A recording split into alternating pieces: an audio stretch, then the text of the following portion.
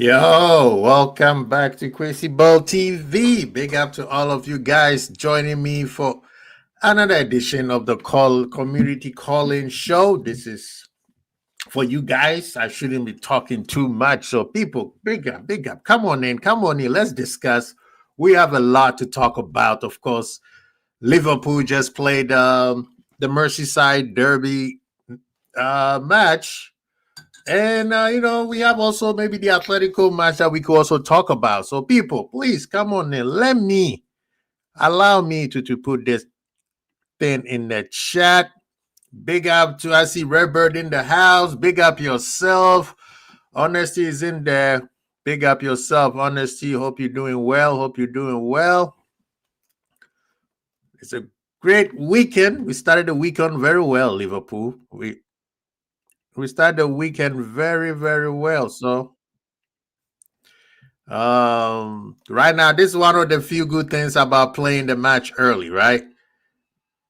Now you could just sit back, chill, and then just relax and watch the other rivals pick up a storm. Big up to MM. TD, is that you? Liverpool won their 50th Merseyside. Yes, sir. Yes, sir. People, let's get the likes up. People, let's get the likes up. Let's get the share up this thing up around all social media, man. Share this thing up. I'm also trying to grow my my IG and my TikTok. So if you could find me, just type in Kwesi Ball TV. You'll find me there. Please get the likes up so I could start streaming live on both platforms too. And that is TikTok and IG. I'm not too fond of it because of the way the setup is, but it'll be cool to also post more content than what I've been doing. So please help a brother out. Like this, share up. You know what I mean? Big up, Ahmed. Big up yourself, man. I hope you're doing well. He said, watch Arsenal and City draw. I think that would be the perfect occasion. But I'm kind of leaning towards City winning because then we have we have a gap of 6 points from anybody else. You know what I mean? Big up, Ahmed. How you doing, sir? Good to see you. Big up, big up. I'm good. How are you? Nah, man, all is well, man. All is well. I was filling you up. Abdelaziz in the building. What you guys doing, man? I was filling you up on X. I saw you just being excited about the match. No, I mean, I'm going to say this. Arsenal match, we play well. I don't care what anybody says about, Arsenal dominated the 49 to 51% is not a domination. Okay? Yeah.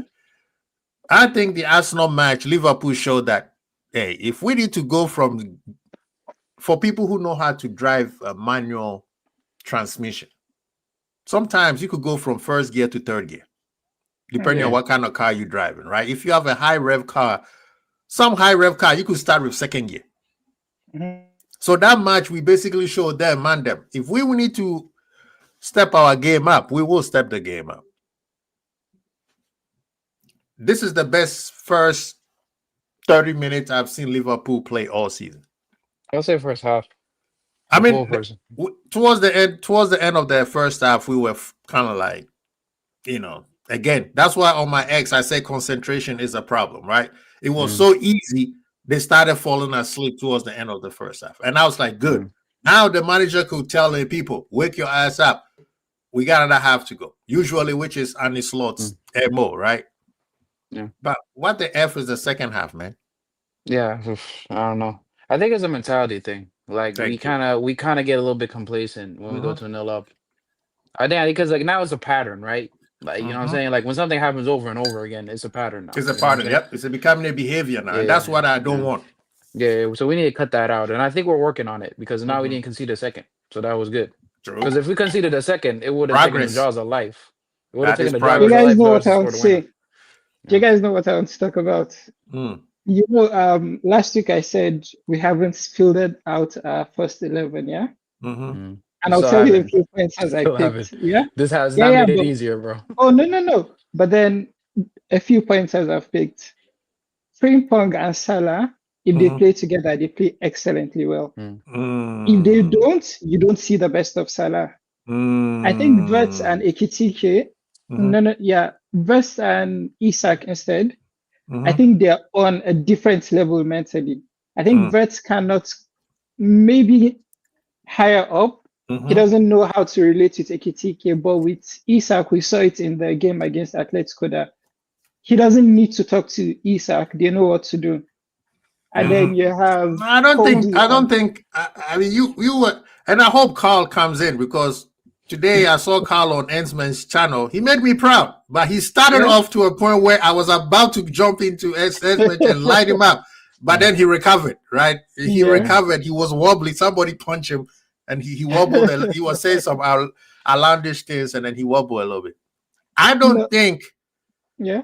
And Carl will probably be Carl was saying it the right way, actually, towards the end. I think eventually he's like, Kwesi is watching, and he's going to pull the receipts on me, and he's going to hold me accountable. What you're saying, I think you are right, but you are not entirely right. Oh, no. It doesn't have to. I don't mean Vets isn't good. I'll tell you why. Let me tell you why. Go first, yeah.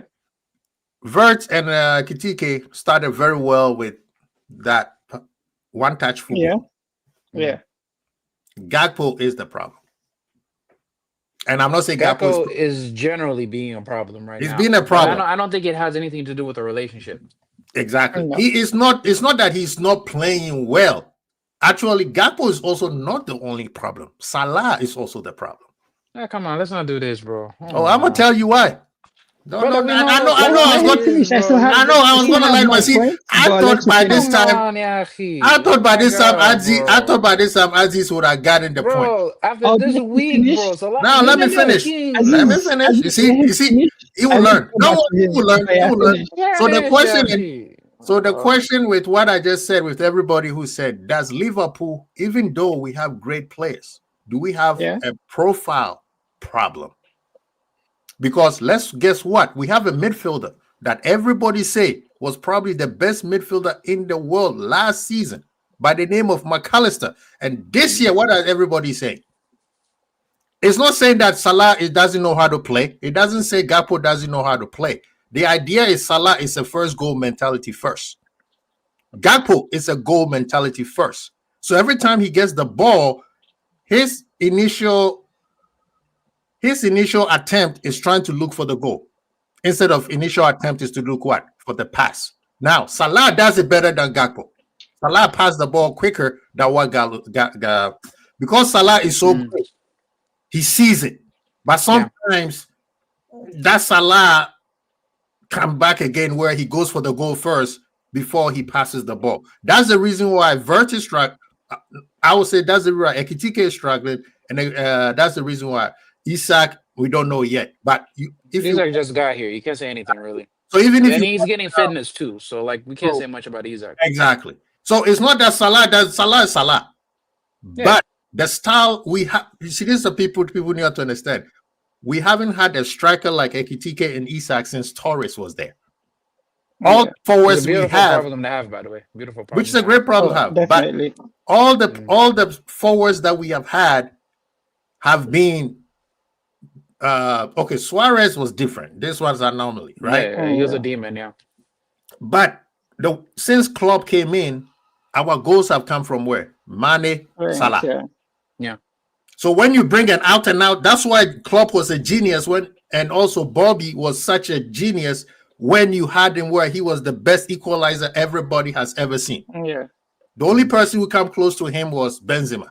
Sacrificed a striker himself for two wingers to score more goals. But like Bobby was also clutch. That's what people don't remember. He was. In big games, he would deliver like goals if we needed to. You know that's what made it like amazing. He always had he had this whole if I need to score without this so I know what to do.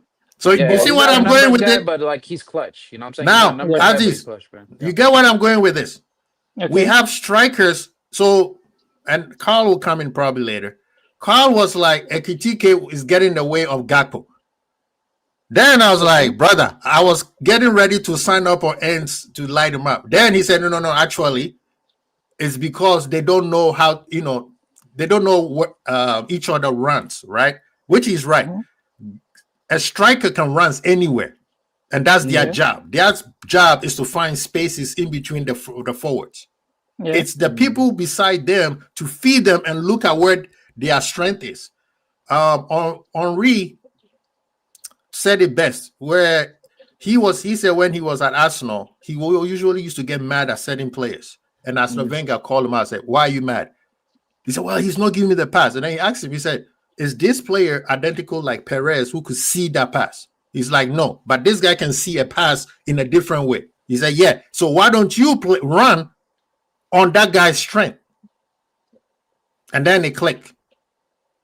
So Gakpo, if you watch the Atletico Madrid game, Isak made a beautiful run, and all Gakpo had to do is just give me a one-touch pass. But Gakpo, being a goal scorer first, he held the ball and tried to go in and do his regular cutting and shoot. The thing about Gakpo in this game is he's kind of overthinking it a little bit. Like, he's not being quick with his decisions. That's kind of what I've noticed in this game. And last game, I just think it was awful. I'm not gonna lie to you, bro. Like, every time his touches were bad, like his passing was bad, his crossing was bad. Like, I think last game he was just awful, to be honest with you. But like, you this guys game, see, he was taking too long. He's like, it looks like he's got a bit of a confidence issue. So like, he needs to sort that out himself. You know one thing, aside even all this problem, I think why we keep losing our lead in most games is you can still see that they haven't really gelled together to play for 90 minutes. Facts. You see it in spells. We have like 10, 20 minings where everyone is on the same frequency. And it's mostly when we play like we started the midfield we started today. Exactly. Because of like the gelling thing, we're not playing that game today. You know what I'm saying? Because you see, like, you know what I'm saying? We just want to pick up the 3 points to keep it stepping. And keep it going. Yeah, just bring in that same midfield that was working last season. Mm-hmm. Bring it in this game, and they played amazing, by the way, all three of them. And you know, I said it even before the season started. I said Vert would miss some games, and everyone else would drop at some point. Yeah, that's normal. Yeah, exactly. But the thing he's is, awful too, by the way. So you know, he has to be very careful with how he's rotating the team and where he needs to fix up. You can't have almost every department with a new player, and I think that's what he tried fixing today. We had Ole Kerkez was the new face in defense. Yeah. And then Kerkez played amazing, by the way. It was very good. It was just Kerkez and Ekitike as the new faces for today in the starting 11. It gives, and you could see it in the first half completely. It was easy to see these guys know each other. Yeah. And you see one thing I loved it. Yeah. And then you also saw the lack of fitness that McAllister wasn't, because as soon as he started fading out, he was sharp today. He was sharp in the first 35 minutes. And as soon as he started fading out, you were like, okay, it's time to get him out. Yeah, that was good. And that was good. LeBron and Jones, you know, you need a player like Jones towards the end of those types of games, you know, because you know, Everton were trying to go long, they're trying to play long. And that's how they got us. That's our weakness. Yeah. Long balls is becoming our weakness. Yeah, that's what they're trying to do. But like we took care of a lot of them, by the way. That's why we're bringing a player like Jones because he's tall. He can handle some of those long balls. You know what I'm saying? And he knows how to like slow the game down too. You know what I'm saying? But yeah.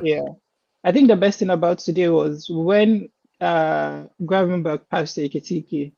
I promise you, there was no doubt in my mind he was going to score.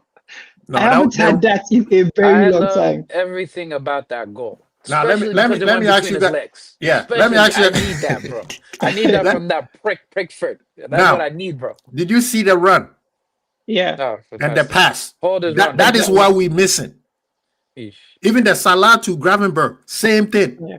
That link up, bro. Those link up is what we are missing with everybody, because that's why I keep saying that Gakpo is a problem, Salah is a problem. When Gakpo and Salah decide to play as wingers, a definition as a winger, which is a pass first, I promise you, Isak and Ekitike, what's his name? Ekitike is gonna be eating. Excited, bro. Yeah, they're gonna be eat. But you know something, like, you gotta notice. Hold on, Ahmed. Yeah. This game and the last game, we've been playing more on Salah's side. Yeah. Since the season started until now, we're playing a lot in the left. Yeah. Now, we're playing more in the right, and Salah can do his thing. Yes. know what I'm saying? Because what Salah is, he's a risk taker. Sometimes he'll put that difficult pass and it doesn't come on, but he'll do it over and over and over until it eventually hits. Same thing when he's trying to score a goal. He might miss a chance or two, but he'll do it over and over and over until he Big up scores. to You know what I'm saying? Irishman. So that's Big kind up of how it is. Like Irishman. when we use Salah the right way, the team clicks in a way that you can't even imagine. You know what I'm saying? But it is exactly why I said Salah and Frimpong match made in heaven. When they play together, you see the best of Salah. When Frimpong isn't there, you know Bradley isn't cutting inside. And I think it gives defenders an easy job to do, to know I just have to contain Salah. But you saw it He's with decent Atletico. with Bradley too. Yeah, by yeah. the way. He's not completely awful. No, with him, by the way. he's not But bad like with Bradley him. wasn't great, to be honest with you. But I think he was needed because like he needed to keep up with Grealish. Oh, Like if yeah, we no, brought in but I'm just Frimpong, saying, yeah. he's not fit enough to keep up with Grealish. You know what I'm saying? Oh, yeah, but I'm just saying, like, attacking wise, Bradley doesn't give what Frimpong does. Yeah. We saw the chance where Frimpong's a lot better in the final third. exactly, and we saw the chance where Vert and Isak connected, and Frimpong was the one inside. It gives Yeah, he should've defenders tapped so that in, by much the way. trouble. Exactly. Tapped that in, bro. But Vert then should've it tapped gives it in too, by defenders the so way, much the idiot problem also. because you have no idea who to hold. Am I holding Salah? Am I holding Frimpong? And because of who Salah is, It he gives us has the space for him to reputation work where, in. You know what I'm saying? Like if you exactly. keep Salah isolated, they can put two men on him and then he can't Yeah. do nothing. You know what I'm saying? Exactly. So But if if you bring have a him somebody to Frimpong, overlap and then you give him options exactly, for him to then it pass gives to, you him know what I'm that. Yeah. Yeah. But You I know- think one person, Kwasi, let me just say this quickly. The one person I really want to give big ups to is Ekitike. I think one thing we're phenomenal. underlooking is he is clicking with every single person in that squad. Mhm. He's the one player who doesn't look out of place. He might not play well, but he is clicking with everyone. And I feel he's just that smart. Mhm. Maybe know- some days he doesn't play well, I was but gonna then s- he is. Yeah, no, you're right on that one. One thing I want to say is, and I know Irishman will say it, I've been criticizing Bradley lately, but the first 35 minutes, that was the best mature football I've seen from Bradley. He had Grealish basically exactly where Grealish needs to be. Let him do whatever he wants to do. Do not let him give out a pass or any stupid fouls. But after that, Bradley, what happened? He was giving out fouls, bro. Yeah, he's giving out fouls. Well, you know, Grealish does dive. There is that, by the way. No, So you yeah, can't- you he's can't a imagine no diabolical. fouls. He's a diabolical diver, Yeah, habitual diver, right? Yeah, and then you saw him complaining, by the way, in the press conference. But this is the way Wow. where One touch and then he dives. Oh, I wonder where that happens from, huh? I thought like he he was don't still- do that himself, huh? he thought he was still playing with City. Yeah. Irishman, at this point, Bradley, I think Bradley is still not fit. He's not match fit. He's actually a microcosm of the entire team. We could only play 45 minutes right now. This is literally still preseason of the entire club. Because this, like I said, the 40 This is preseason, bro. No, Preseason. bro. 40 5 times out of 5 times in preseason. Bro, that's Five times what or 5 times. That's what makes We Liverpool got this scary. many victories, huh? That's This what makes that preseason. scary. That's the scary part. That's why the rival fans is not This- making Five times, sense, right? Listen to this, right? Check this This out. preseason. You can see us. Huh? Preseason, huh? You know, so Atletico, right? I'm like, okay, this is not a great match, but there was more period of time, moments where Liverpool play well. We saw that Ekitike, Salah, and Isak. Sorry. Isak, Salah, and Verts interchanging. We saw was those amazing, by the moments. way. Yeah. Pocket of the game, you see more of it, and you'll be like, okay, this is what they want to cook. This game, like I say, 35, 40 minutes, almost flawless. And then I don't know what happened. So when I say it's preseason, that's exactly like preseason game where your first team plays very, very well, and then you have to make a sub for everybody else to come in to also get it in. So it's a work in progress.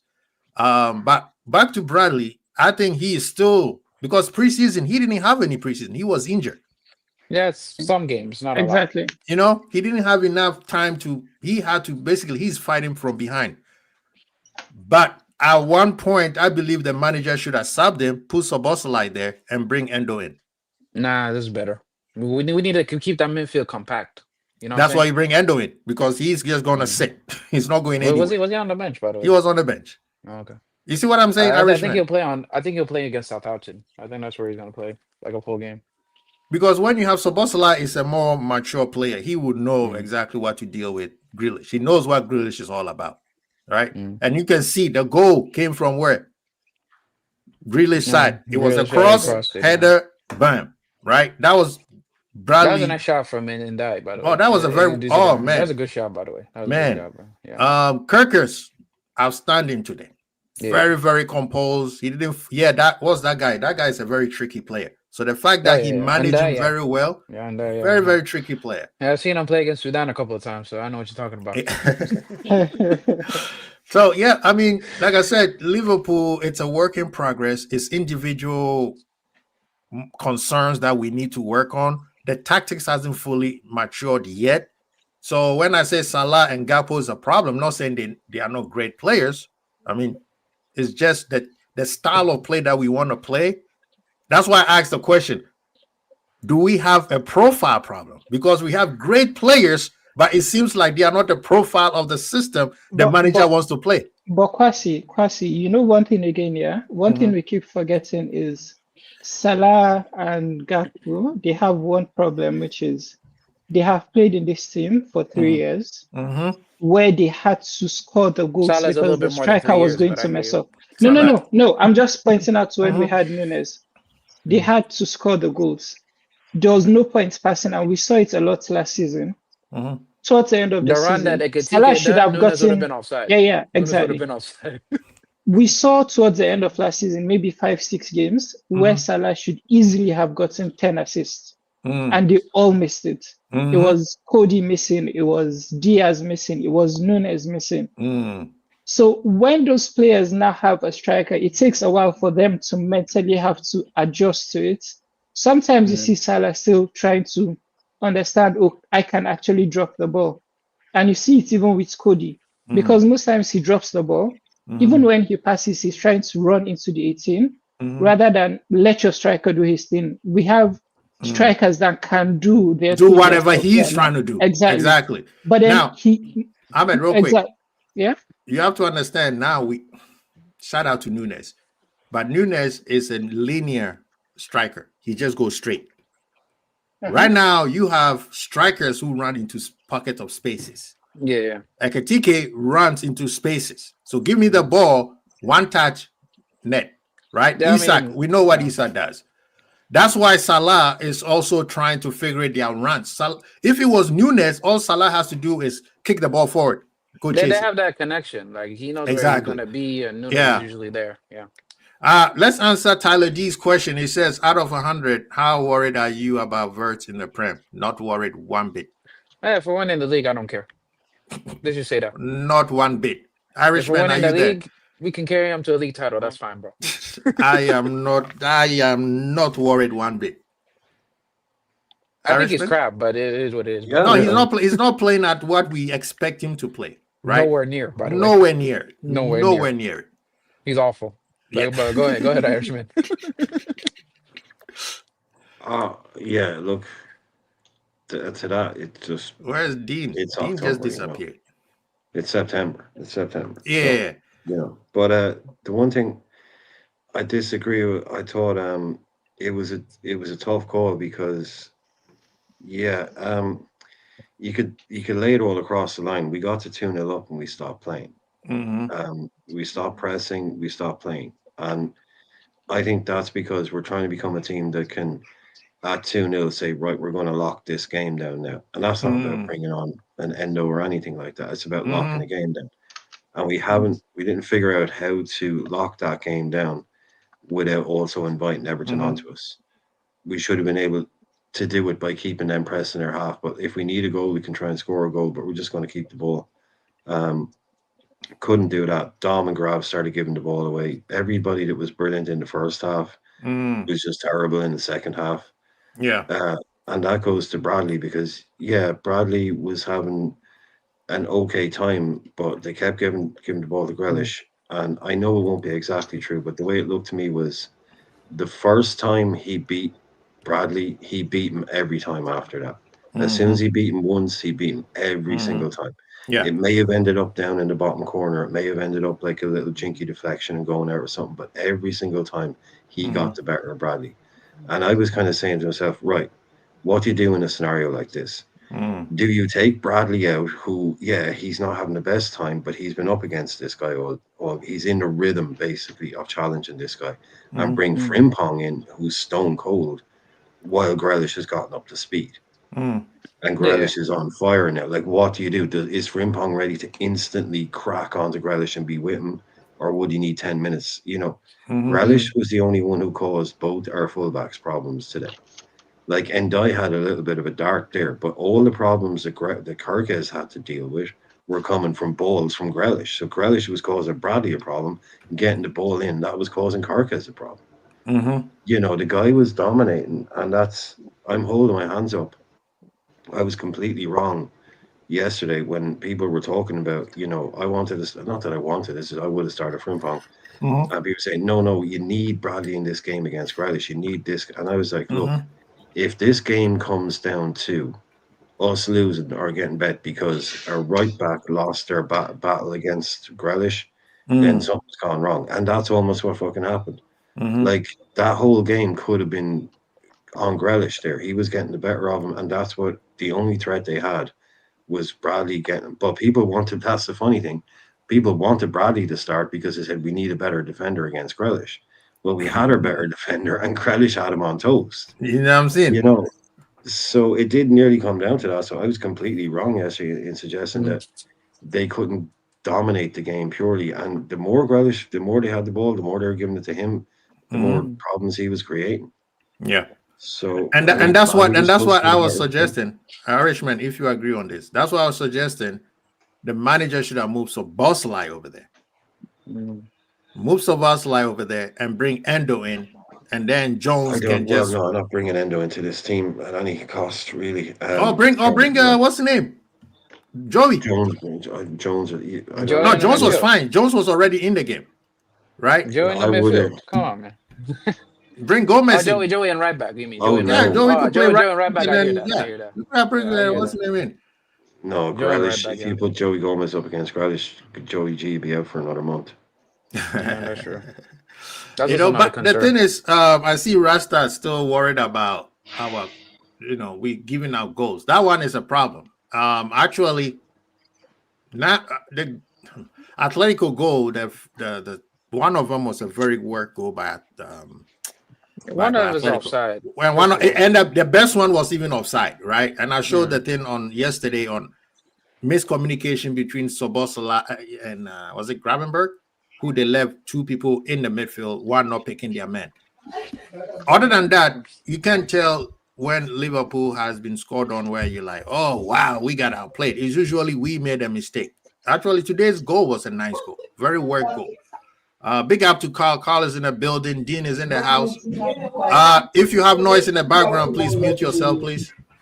Pasi, can I quickly ask something? Yeah. Just quickly. Aside the game against Crystal Palace and Bournemouth, which of the goals have we considered that you go, oof, that was a goal? Every single goal we've considered has been a mistake, a deflection. Just, it has to be something. I think even today's own, there was a bit of luck to it. Because I think, what's his name? Kirkes fell down when the cross came in. So he couldn't even block the person who drops the ball for the scorer. So it hasn't been the type of thing where you go, oh, okay, we're conceding stupid goals. It has just been tiny mistakes where, if we fix up, it's good. Yeah. Against Atletico, I think if we play that game 10 other times, they don't score both goals. Because one would have been offside. The second one would probably not have gotten to the post the way it got to it. All right. So as much as I worry about our defense sometimes, I don't think you can, even for the people shouting Konate was bad, I don't think anyone can complain about Konate since the Arsenal game anymore. Yeah.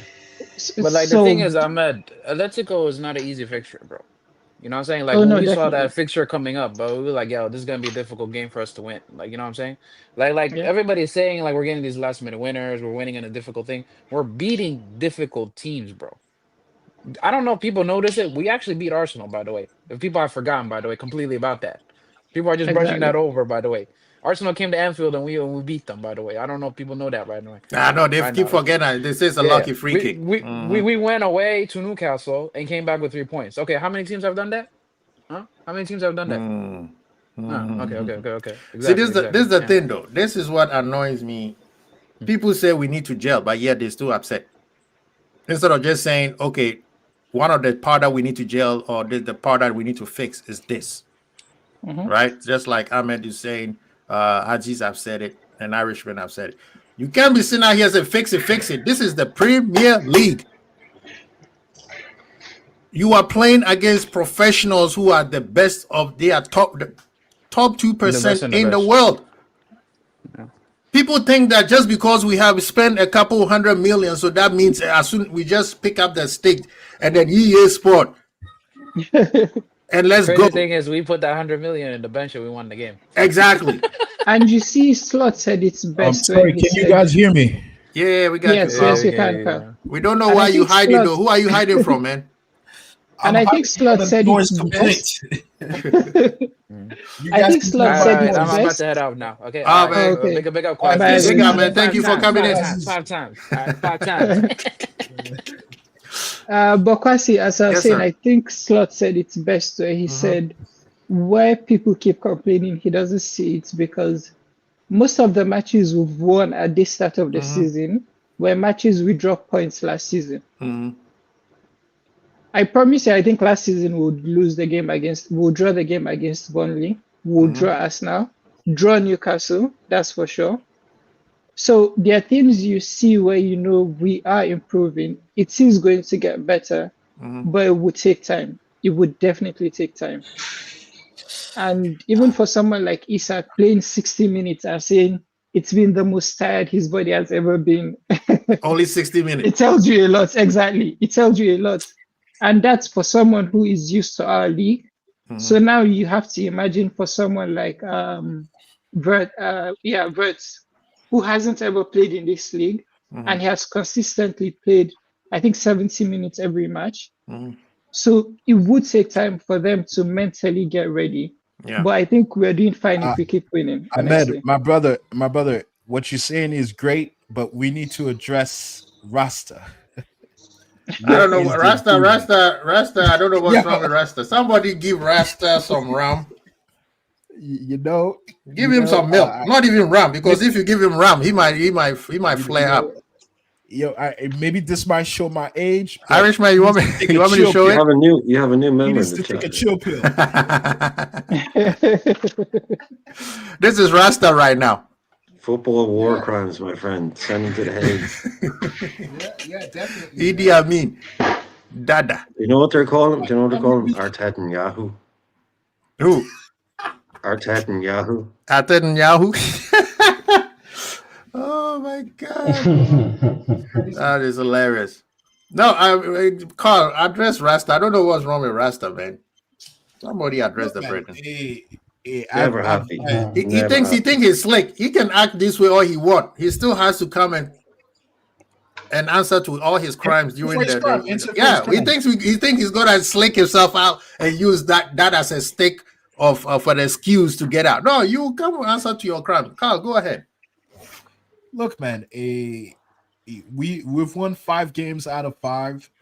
There are issues in our squad, or not in our squad, in the way that we play. Yeah. To the fact that we go up 2-0 and then we get bored. We get bored and we stop doing the things that us we there. do really well. Yeah. That got us there. Don't know why, because again, none of us can stay here and be like, you know what? These are the issue we're having. Like from a football perspective, all of us are like, yo, it looks like I just got into the stream and then Brian says it all. We got bored. We got bored. Carl, I don't think we got bored, but I'm listening. I have my own points, but I'm listening. But it has to be, because you don't go from this level to that level in the second half. It has to be. Guess who's that builder? The Kendall himself. It seems like Irishman had to put that. He had to. He had to. Yeah. Let me Don't go finish my anywhere, thought. Rasta. Don't go anywhere. We will Let me find finish you. my thought, and then he can come in and chime in and to answer it for his crime. Like I don't get it. I don't understand the negativity. Because again, to me, there's nothing to be negative about, especially to a team that is shooting on his own foot. Because we're now no longer analyzing football. We're analyzing we're just complaining. No, it's called banter. It's banter football basically. Today, right. Carl, you on the show. I like what I was about to light you up, but you stagnate and then you recovered on Ant-Man's show.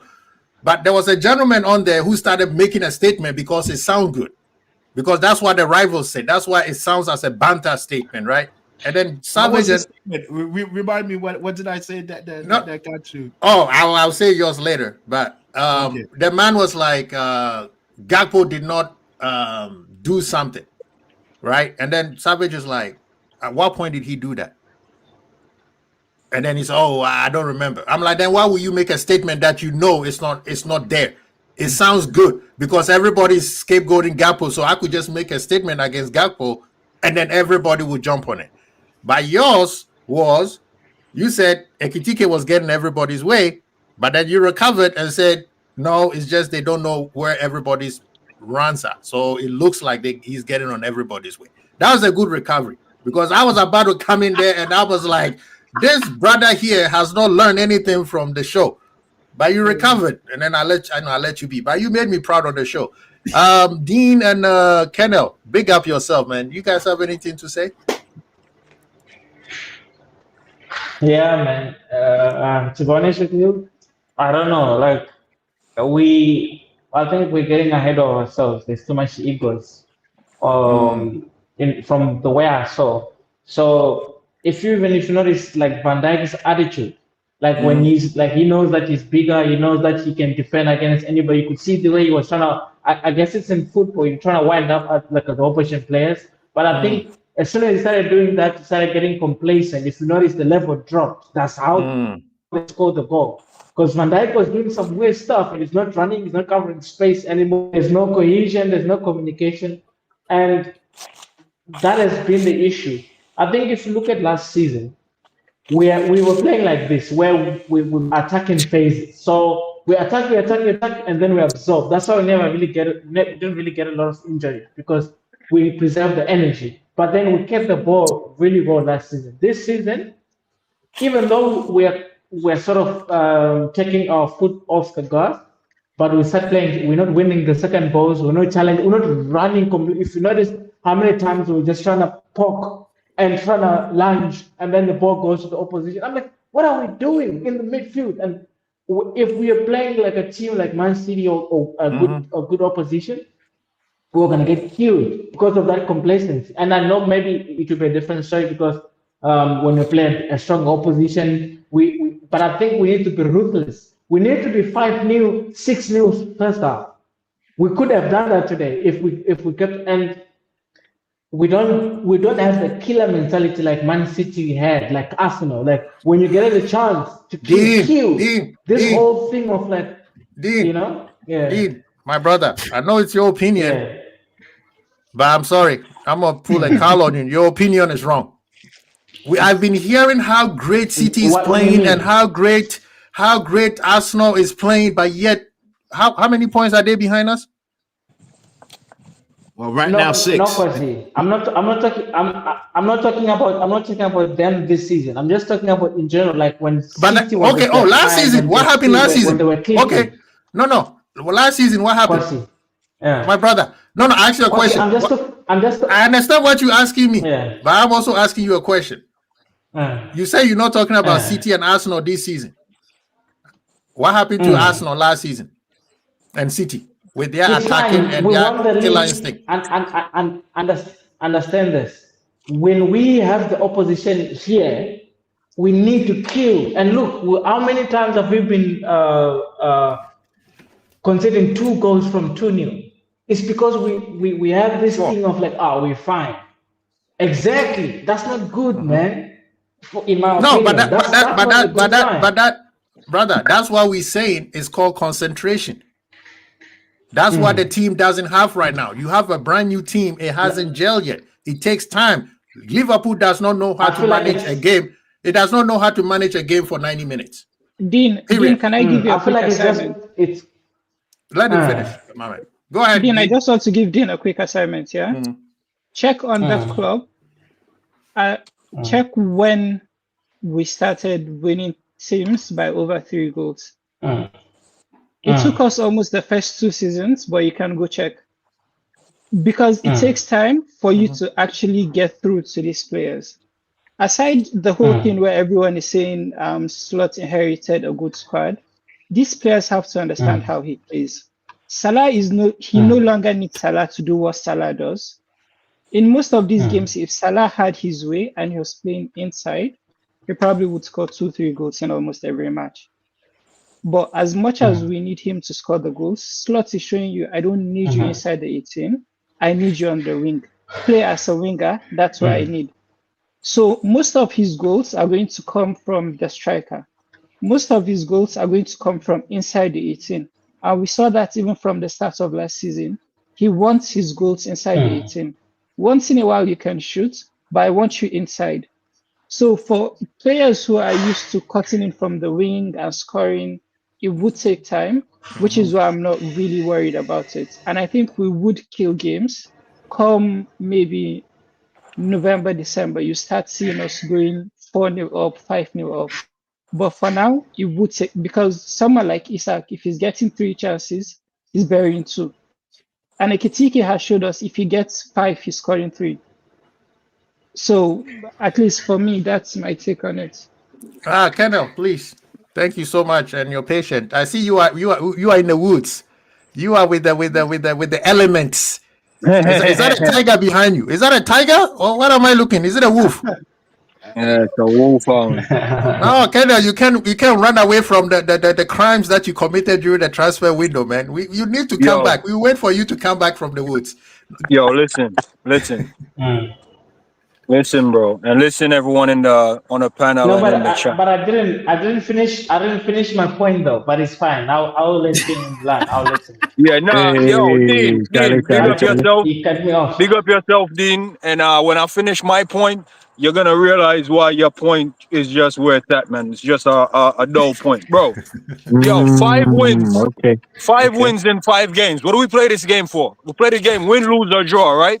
Yes, sir. And we get 5 wins. There you go. Words ain't did shit. Isak ain't did shit, and we won 5. You see what I'm trying to say, Quasi? So when you talk about transfer window crimes, Yeah. what transfer window crimes you talking about, Quasi? How about commit transfer window crimes, but we play 5 games and win 5 games? You committed crime against humanity by that. No. Quasi. No, I'm talking to Quasi right now. Quasi, how did I commit a crime and you got no charges? Bro, 5 wins in 5, and your guy ain't contributed shit to none of them 5. Oh, so he didn't contribute against Atletico? No, I'm not. Bro, I'm talking about Premier League. Oh, Rami just got here because you were holding it back. Yeah, but no, you had the soldiers on the border. You didn't want him to cross. Quasi, you know what needed look like? City needs to win. Arsenal needs to win. Man United needs to win. Liverpool, we don't need to win. We just need to play the next game. We just need the next game to come. I see all of you, man, doing these calling and coming in complaining about the managers and the players, bro. If the team is winning, shut up. Shut up, man. If the team is winning, shut up. If the team's losing, tell me why you think we're losing. The team is winning, bro. You shouldn't have any complaint, bro. It's the game, and we finish it with a win, bro. That's it. The game played in 90 minutes. 90 minutes later, we win. It doesn't matter if we scored a goal in the first minute or the last minute. A win is a win, bro. That's the game. It doesn't matter when the goal score. It doesn't matter if we win by 6 or 1. It's a win, bro. Yeah. I don't care if it's a last-minute pen, early-minute pen, bro. A win is a win. We can't be winning and coming out the game complaining. Mendem, Zubiri, I need to ask the panel a question. So right now, I have a parlay. I can win 110 right now. I can cash out 110 right now, or do I wait at 2:00 to get $500 if Chelsea and Man United draw? What should I do? What should I do, Bentham? Get your 110, I'm man. very lost. You cannot trust Manchester United. Get your I'm gonna tell you right now. 110. I'm gonna tell you right now, bro.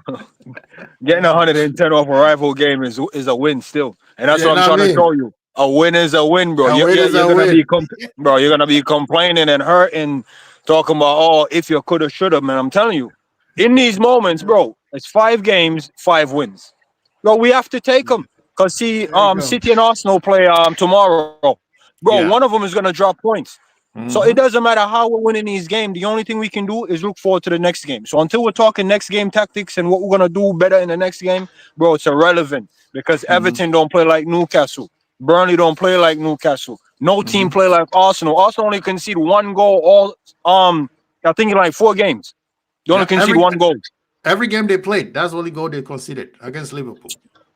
And it's in front of a free kick. You see what I'm trying to say? So what we need to do, bro, just keep winning these games until Quasi Boy comes in the team and starts contributing, until the German Kai Havertz shows up for Liverpool. Because, bro, he's Werner settings, bro. Man ain't built for this, bro. Nah. He ain't built for this. So all we got to do is keep winning games until them men come good. Keep winning games till the tactics come right. Because none of us know what the tactic is. Thank you. So all we, bro, and we're winning game with dead tactics. We're winning game with a team that ain't fully gel. What are you men complaining about? Nah, let's just keep winning until it gel. Because you know what you men are going to be doing? Saying it's gelling, but we're not winning game. Man talking about, yo, we need to be like City. Remember them days. Bro, how can we be like City, bro, and City lost it last season, bro? How can we be like City and City already lost 2 games out of the 4? Yeah, man, I agree with you with that one, Zubiri, man. Yo, how can, bro, we can't, bro, we are the best team, bro. We can't be like no other team than this team. And we're not even at our best. What are you men crying about? Like us. Can I ask, okay, real quick. Bro, the Man United game ain't even start yet, and man can win 110. I'm taking that win, bro. Real quick. No, I'm taking that. The game ain't even started, and I can win money. No, I'm taking that. Taking it.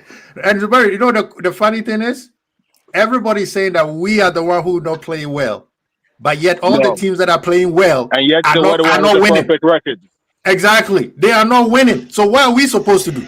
Are we supposed to lose? Bro, why are we complaining? And Quasi, I'm ready for your charges, bro. You talking about what charges you talking about, bro? No, it's coming. It's coming. That means I was right. That means I was right. It's coming. You need to allow. You need to go ahead, guys. You need to allow people to have opinions. So we didn't say no. People to have but opinions. Everybody. No, you can have your opinion. I'm just saying my opinion is I don't think you should be complaining. Like you can complain, but my opinion is I don't think don't have your opinion. No, you can have your opinion, man. My opinion is I don't think you should. But you have no right. You have no right to say I'm not supposed to be complaining because the reasons why I'm complaining. No. Dean, you are doing exactly the same thing you say we shouldn't do. Wait, Dean, you're doing the semantics thing, right? Your opinion is you have a problem. Yeah, your opinion is you have a problem. My opinion is you shouldn't have a problem. So it's like you're canceling my opinion. Like I'm not canceling yours. I'm gonna be honest. If I said mine and you feel a way about it, then yeah, that means yours was exactly what I'm talking about. Bro, we're perfect and you're complaining. Think about it. I didn't even finish my point. Okay, finish your point. Zubair, let him finish his point. Yeah, but go your ahead. point is a complaint, man. But yo, Quasi, I'm gonna jump too. I just wanted you to know I'm not jumping. Thank you so much, man. My main point for me, Kwasi, I'm really stoked. I'm happy that we're winning games, right? I'm happy. But the thing is, when you start looking at the manner we're winning games, it's cuck, right? It's high blood pressure, bro. One might end up in ICU. Like, what are we doing? You know what I mean? Like, it's giving you like. There's times where like, okay, like today I enjoyed the first half. Like even something with the Arsenal game, I enjoyed it. But the problem is there's certain details that I'm looking at. I'm like, this and that and that is probably some of the reasons why we're not clicking it. For example, this is where I was going to get to. Look at Gakpo. When everybody was on their A game today, Gakpo was the one a level down.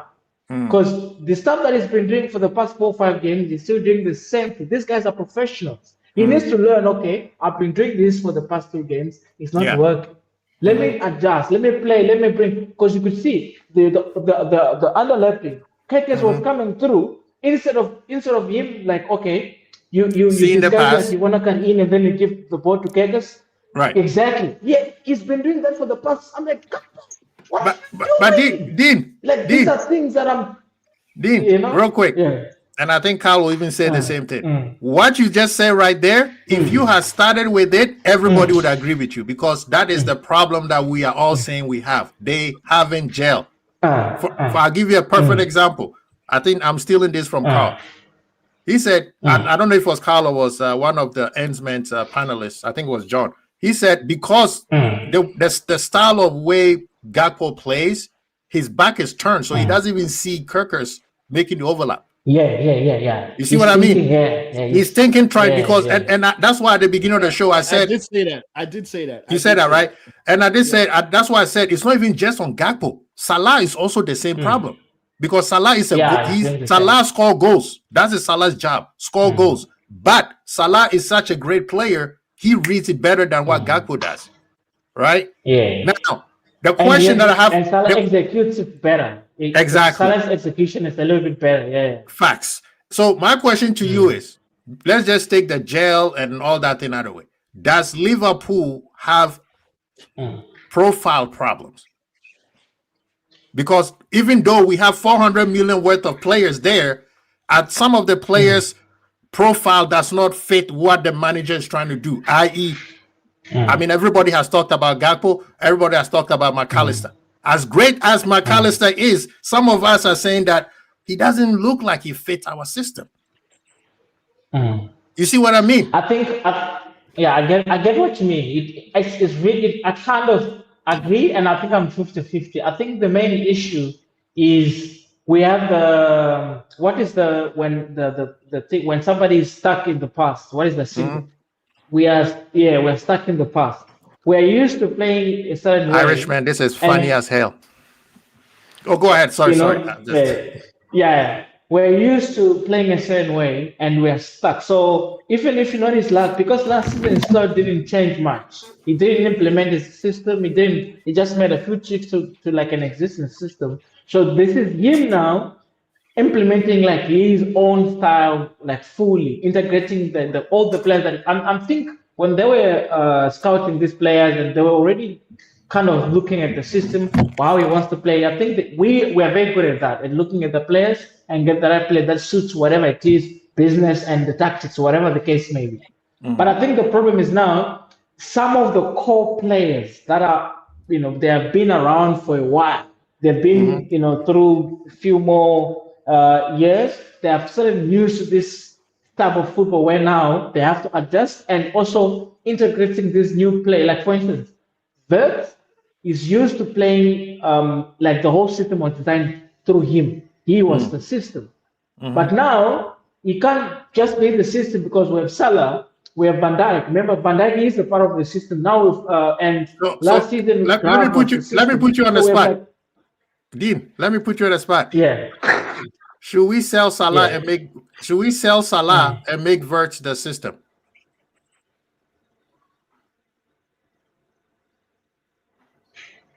I think while he's thinking, anybody can jump in. Sort of. I don't think we need to do it like that. I think we need to sort of grow into it. Well, let's build around the field. Like I think you can see already that's what we're doing. We are preparing for a life after Salah. So we don't have to like get rid of him quickly. He's still very valuable. We just need to find the balance. I mean, find the balance. How do we, for now, use what we have while preparing for the future? We can't just get rid of him, because it will be a level, like a big level drop. So I think it's just a matter of finding the balance. How do we, when he's not there and when he's there, sort of prepare and balance it out, and sort of move, not necessarily change the full system, but find like what he did last season, where he implemented his own ideas into an existing system. But I think the moment now is just the players, they need to also adjust, and him also needs to, and the new players. So I think it's a lot of things that needs to play. It's like a puzzle that we're building. But once we click, I think we'll be fine. Now, I agree with you guys. As long as we get to December, January, You know. So Like now, this, Dean, we're fine. thank you It for doesn't mean coming. just keep- yeah, Thank you yeah. for coming to the family, because that's exactly what Zuberi and everybody else was trying to tell you. But Kwasi, Yeah. Okay, now I'm going okay. to come for you personally. I'm coming for you with saying Bring it. McAllister and Cody don't fit our system. Yeah. I asked And a I'm just question. going to ask. I'm just going to ask simple questions. Yeah. First 2 games, Cody was one of the best players we had. Yes. Yes. In every match where McAllister has been playing well, we've played better. Yes. When was that? Like today, for the first 30 minutes, Yes. we played very well because Yes. McAllister was on it. Yes. Yeah. Mhm. So it basically shows you that. I think it's because of them three. It's not McAllister only. Oh, no. But I'm just, I know it's all 3 of them. But I'm Mm. saying each of these players, when they play well, they are good. Even with Salah, we saw it against Atletico. When he played well, everybody was going, "Oh, Salah is the best player in the world." Before you put me in a spot, you put me in a Yeah. spot, and if you are in there, I need you to also answer this. The goal that Salah scored, do you think it would have been easier if he had scored it to Isak? Oh, 100%. Okay. Now go ahead. Yeah, but the point I'm making is each of these players, they are good, and I think they fit the system. Now, the problem is they're still trying to gel with each other. McAllister, I feel like he's so important to the team that he's still not fit, but we still have to play him. Okay. And it would have been the same issue if Gravenberch wasn't fit. I feel like even if he wasn't fully fit, he has to start. And I know everyone here agrees with me that even if he's back from an injury by 2 days and he can play maybe 45 minutes, we would want Gravenberch to start. Right. Exactly. Are you sure? Because who do we play there? Who do we play there to feel discomfortable with him being in midfield? And for most people complaining about the goals we're conceding and how we're winning matches, Yeah. I'd ask this question. If we were losing 2-0 in all these games and come back to win, Wait. Before you the continue. complaint would be this much? Hey, Carl, we lied. Yes. Wait for the money. Wait for the money. No. We lied. Wait for the money. It's not that. My girlfriend, my fiance is texting me, so it's a bit serious. So I have No. I'm serious. Did you wait for the money or you took the 110? I took it out. What Well, happened? I'm sorry, Ahmed. Sanchez just got a red card. No. Well, then it's good. Then it's good I What? took the money out now. It's good that I took it out. It's Oh, good that I okay. took it out. Oh, okay. Because I thought you said you needed a draw to make 500. Well, I needed a draw to make 500. Now Sanchez is out. That's advantage Man United. Trudin says Joe Biden sees red. But sorry, Ahmed, go ahead. Yeah, go ahead. So yeah, I was just saying, like, if we were losing these games, then come back to win, I think everyone would be saying, "Oh my God, Liverpool are such a good team," and the complaints would be a whole lot quieter. But I think, like we have said all through, one thing it shows me is when we're focused, I don't think any team in this world can beat us. You watch the game against Atletico, the first 10 minutes. I don't think there's a team in this world that would face us in that aggressiveness and come out well. Yeah. If we play that way for, let's say, 60 minutes, I think we'd be up. Oh, we 10 did that minutes. today. Today we did it for 35 minutes. Exactly, but that's the point I'm making. You could see that now they are doing it for longer spells. The first, even when we played against Bournemouth, it was first 5-10 minutes we did well, slow down, did it again for another 10 minutes, then we just went dead. But now you can see they're trying to do it more and more consistently. And I think the game against Arsenal and Burnley, one thing it showed was Slot was trying to see, is my defense the problem? Because we were a bit conserved in those matches, for me at least. It felt like we were holding back just a little in those 2 matches. And we kept clean sheets. So it's more of, okay, now that I know my defense is not the problem, we need to kill games. We need to do this for longer. So let me, not that I disagree with what you say, because and like I say, we welcome Dean into the family now. He understands where we go with why we disagree with his opinion. And by the way, we are also waiting for what's his name? J Sauce. You are being hunted. You have APB on you. You need to come back and explain yourself. This is the thing though. if let's say Liverpool bring in Olise, does Olise becomes like Salah, or he just feeds the strikers? Irishman, what do you think? Oh, if you bring in Olise, yeah, you're bringing in someone that replaces the new version of Salah, which is Salah doesn't have as much goal scoring burden on him, but then you're also bringing in someone who kind of goals and assists wise plays off the right is probably one of the closest things to Mo Salah there is out there at the moment. Yeah. So even someone my intellect can suggest that that's probably the guy that they're probably going to go for. Just a couple of things. I mean, Zubi's not here anymore, but obviously I didn't get a chance to speak to when he was here. But a couple of things. Yeah, I think he was being disingenuous intentionally for comedic effect when he said he was right about Isak, because Isak hasn't done anything for us in the Premier League yet. He's only played 23 Premier League minutes. No, he's deflecting. He's just deflecting. He knows he needs to come. He needs to come and answer for all his crimes. But then the other thing that he said was that we shouldn't really talk about how this team plays or what the tactics are, because none of us know what the tactics are. Well, I mean, just shouting it doesn't make it true, you know. Some of us can actually figure out what's going on, and some of us do know what we're trying to do. So just saying, oh, you don't know what the tactics are, so don't talk about how the team is trying to play. I don't think that's right at all. That's just trying to shut down somebody's opinion that way, you know. And the word that I used before when talking about bringing in players to this team was evolution, the evolution of this team. And you watch Arne Slot's press conference after the game today.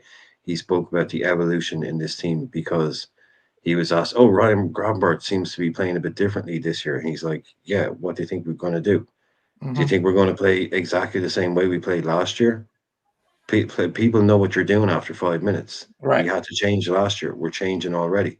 You can't play the same way all the time. You have to. It starts in a 4-3-3 because he's Dutch, and that 4-3-3 can become anything you want it to be. That's why it's a 4-3-3. Right. It can become a 2-3-5. It can become a 2-2-6. It can become a 4-4-2, and they build from there. But he's come out and said this team is constantly evolving. It's not that we're doing something new, crap. Right. It's we're doing new things, because if we did the same thing we did last year, everyone would know exactly what we were going to do. So it's constant evolution and constant changing. So, you know, you saw Gravenberch gave that interview after the game saying, I've been allowed to go further forward. Look where he made impact in that game. Brian, I'm sorry to cut you off. Mendem, I have to go. Carl, thank you so much, brother. Oh, sorry, I wish I could stay, but you guys have a great day. Great chat, man. It's good. Thank you, man. Big up yourself. Man, have a great day, man. Yeah, have a blessed day. Yeah, thank you. Appreciate you. Go ahead, Irishman. No, that's really all. I mean, it's just like I want to bring in a deep line playmaker that is better springing the ball from deep, and that allows Grav to operate further forward in these spaces. Like you see what he can do when he's allowed to get forward. I can see that being the evolution in this team, and I don't think there's anything really wrong with that at all. Whoever you want it to be, Baleba, Wharton, there'll be another guy next year. There'll be some new guy next year that everyone wants. But yeah, look at Grav off the leash, getting forward. He can score, he can pass, he can shoot, he can do all those things. He doesn't need to be sitting there. And that is, again, that's the evolution. The evolution of this team. He's a wonderful footballer, really. So there's no point just tying him down to a holding role. Let him get forward, let him attack the box, let him do things, because people can't deal with him, clearly. What's that now? 2 goals and assist already this season? Or 2 goals, and he didn't score once last season. So there's clearly a difference in what we're doing, because you saw Max sitting in behind him when he went forward a lot of the time. And yeah, the Olise thing, I just think we need to turn Mo into more of a team player, and by that, just by dint of us not having to rely on him to score all our goals, so that when you do need to replace a Mo Salah, you're not trying to replace someone who just scored 28 league goals. You're just trying to replace someone in a more, because you can't do that, you know. So, but Olise, you say that, and you look at Elise's numbers, you think, bloody hell, he might even come in and do that, you know. Incredible signing. He would be Oh man, But also to add to that, like I agree with everything. Like, but also one thing that I didn't like, or I kind of don't like with the Salah situation is because he doesn't have a challenge. He knows that even if he throws a stinker, he's still gonna be on the lineup next game and the following.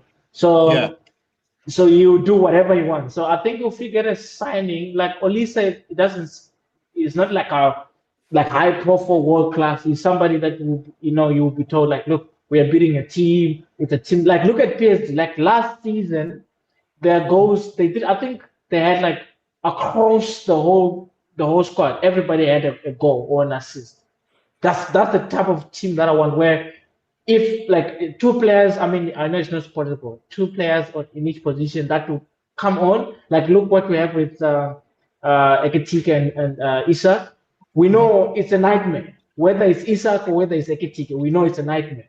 And with our right backs, left back, we know also if Robo shows up, we know it's a nightmare also. So I think in each and every position, if we have those where the manager can have fluidity, can change. Okay, Olise, this is not a game for you. Let me put on wherever Bakayoko, whoever we can get as a second option there on the right.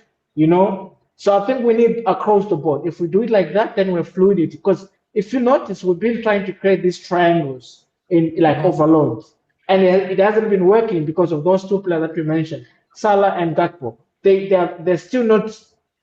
It's not linking. It's not sinking in that no, we have to bring other players into play now. So I think if we get an Olise already is a passer. He's a short passer, long passer. He's a crosser. You can cut in. He can shoot from. And he's not like I need to score the goal. He's like okay, I need to play with other players in. So I think if we bring him and then we need another one who's going to be challenging him or somebody maybe not too far in terms of quality from him. Yeah. Who, if he's not playing, if he gets injured, we know it's just a nice, we're not like off. So I'm really happy if we can get him. That's insane. And then on the left wing, maybe Rio next season will be better. Or if we can get somebody else. Because unless if Gakpo learns how to now he needs to understand like, look, it's not always cut and shoot, whatever. Now, or that is the part that he does to Salah, because it's no longer like that. Salah is coming. That is the point. That's what he's looking for, or she should. Yeah, that's the thing. See, and now I need. This is what I was going to say. And Irishman and Ahmed, I want you guys' opinion. I think it's also the manager because he's inverting the fullbacks. Gakpo doesn't need to have his body facing a position where he will see the overlap because he knows Kirkers is coming in the middle, right? So that is also part of the situation where we need to fix. Because today I was so excited seeing Kirkers overlapping, but guess what? Gakpo did not see him. Yeah, I did. You know what I mean? Yeah. Bradley, he just kept inverting. But one thing about what Salah did that I like a lot was when he was on the line, he didn't try to dribble in. What he did was just pass.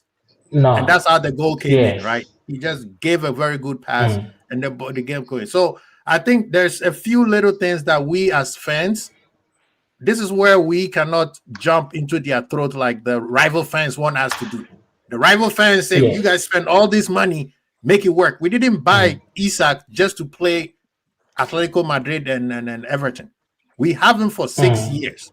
So we have to make sure that he is there to be able to be available for us when we need him. Right? Everybody wants us to rush that's why Rasta making no sense to me. Usually Rasta, he would say make things, but right now he's like, I'm like, brother. And that's why Zuberi is saying what he's saying. We, regardless of whatever we complain about, we are winning. Right? Now, even the owner, Tom Werner, came out and said, we haven't been gel yet. He said, imagine when this team starts to gel. And even Klopp, when Klopp first came to Liverpool, it took him how many years for his team to gel? Almost 3 years. So why does this one has to be right away? Now, do we need to improve 1,000%? When we say we need to gel, it doesn't mean we are okay for us keep playing bad. That's not what we are advocating for. Irishman, are you advocating for that? No, of course not. But I think, like I said it to you the other day, I'd much rather us be here, not being overly happy with the way we played and getting these results, and sitting here talking about how brilliantly we've been playing, how we've been passing and moving, and we're not getting results. Exactly. Oh, that game went against us. Oh, we're playing brilliant football. Oh, we look amazing. But yeah, we lost that game because of this. You know, I'd much rather be here, and you can see the plan. You can see it is linear. It starts, you know, we're talking about a team that is going to have Isak as a focal point in it, and he's played 23 minutes in the Premier League. Yeah. You know, so how, you know, you have to give this team a full season of these guys I've playing been together saying and that. training together. Come on, like Isak haven't had seriously. any preseason. Bradley hadn't had any preseason because he was injured most of it. McAllister no preseason. McAllister no preseason. So, and then the manager's trying to implement a new style of play. It's not gonna take off right away. But the fact that the rival fans are they are scared because we are doing something that is unconventional. You see what I mean? It's unconventional. Yeah. How are you winning with this? Because when the pressure kicks in, guess what? The people, you know, when they said if you you put a lion or an animal on the wall, what does he do? His instinct kicks in. Our instinct is to win. That's why when we are, you know, those last minute goals is coming from, because that is the mentality monsters that Klopp was talking about. Our instinct, when you put us on the wall and we have no option. Our instinct, like right now, if I try to punch you, what's your instinct? To block it, right? Liverpool, when you put us under pressure, our instinct is to win. And that's what is so unconventional to the traditional football style of play where, play tiki-taka or do this, do that, score. No. The idea is we trying to figure each other out. Like the goal that Ekitike and Gravenberch scored, class. Good goals. You see what I mean? Like the pass, it's not even just a goal. We have to give credit to the people who gave them the pass. Salah's pass was world class. Not too many people can give that kind of pass. I want to ask you guys. You know, I'm gonna move now. I'm gonna close now the office. So I want to ask you this question before I leave. Like, what do you think the problem is with Wirtz? Because I know he's a talent. We can say, you know, there's no space. There's a lot of pace, and what I think he's been seeing that. But I think today I saw a couple of moments where he could have done better as a player. Like I think any player, whether it's Wirtz or there was a time when we were on the counter when Sobo was literally like right there, and then he put like a small ball to whoever was close to him. I think Gakpo or he played back, and Sobo was like, "Bro, I'm open." It was Sobo and go. And then there was a time when, so he went for the ball, a challenge like pressed in the midfield. He got the ball, and then he dribbled the ball. Then he sort of stopped a little bit. You could feel like you know that thing where you could feel there's a player behind you. You could see, but then he stopped a little bit and then tried to go. And then you could see when they target and got the ball, there's that element of like, it just dropped like, whatever. I'm not saying it's like an attitude, but I'm saying you can see his like esteem drops down like this. Do you think I'm thinking maybe he's been spending too much time on social media where it's getting to him now because he knows there's a lot of expectations. What do you think? So I agree with you. The expectation is getting to him a little bit, right? His teammates don't care. Majority of Liverpool fans don't really care because we know his class. But him as an ultimate competitor, ultimate athlete, it gets to him. Now, if he looks at social media, then he's going to flare up. It's going to be worse because he knows how good he is. And he knows, okay, I'm not up to speed yet. Okay? You know, that's called, what does the code say? Idle mind is the devil's playground. Eventually, doubt starts to sink in. So what he just needs to do is keep working hard. Remember, Gravenberch, people wanted him out. They wanted Klopp to sell him in January as soon as possible. So rival fans, if you listen to rival fans, then you're going to succumb into pressure by saying, Yeah, let's do this. Let's do it. Now, rival fans are talking about Gravenberg is the best midfielder in the EPL. But 18 months ago, they won and they said he was crap, bantering us. Instead of getting Jude, they got Gravenberg. This kid who didn't even get a chance to play for Bayern. You see what I mean? Now, with Wirtz, he just needs to work hard. This is the part where when people disrespect the EPL, I get upset. When people say, EPL is not good, look at Barcelona, look at Madrid. You got two teams that have more money than anybody else in the world. They buy anybody they want. But when their players come to the EPL, most of them can succeed. How many players came from Real Madrid, Barcelona, who came to the EPL and then they burn out? They had to go back. Some of the Barcelona players right now were in the EPL. Look how good. Bro, Fofana. Is it Fofana? No, Rafinha. Rafinha was playing for Leeds. Even Rashford was. Rashford, look at Rashford, what Rashford is doing right now. Yeah. Bro, let me even make it worse. Anthony. Yeah.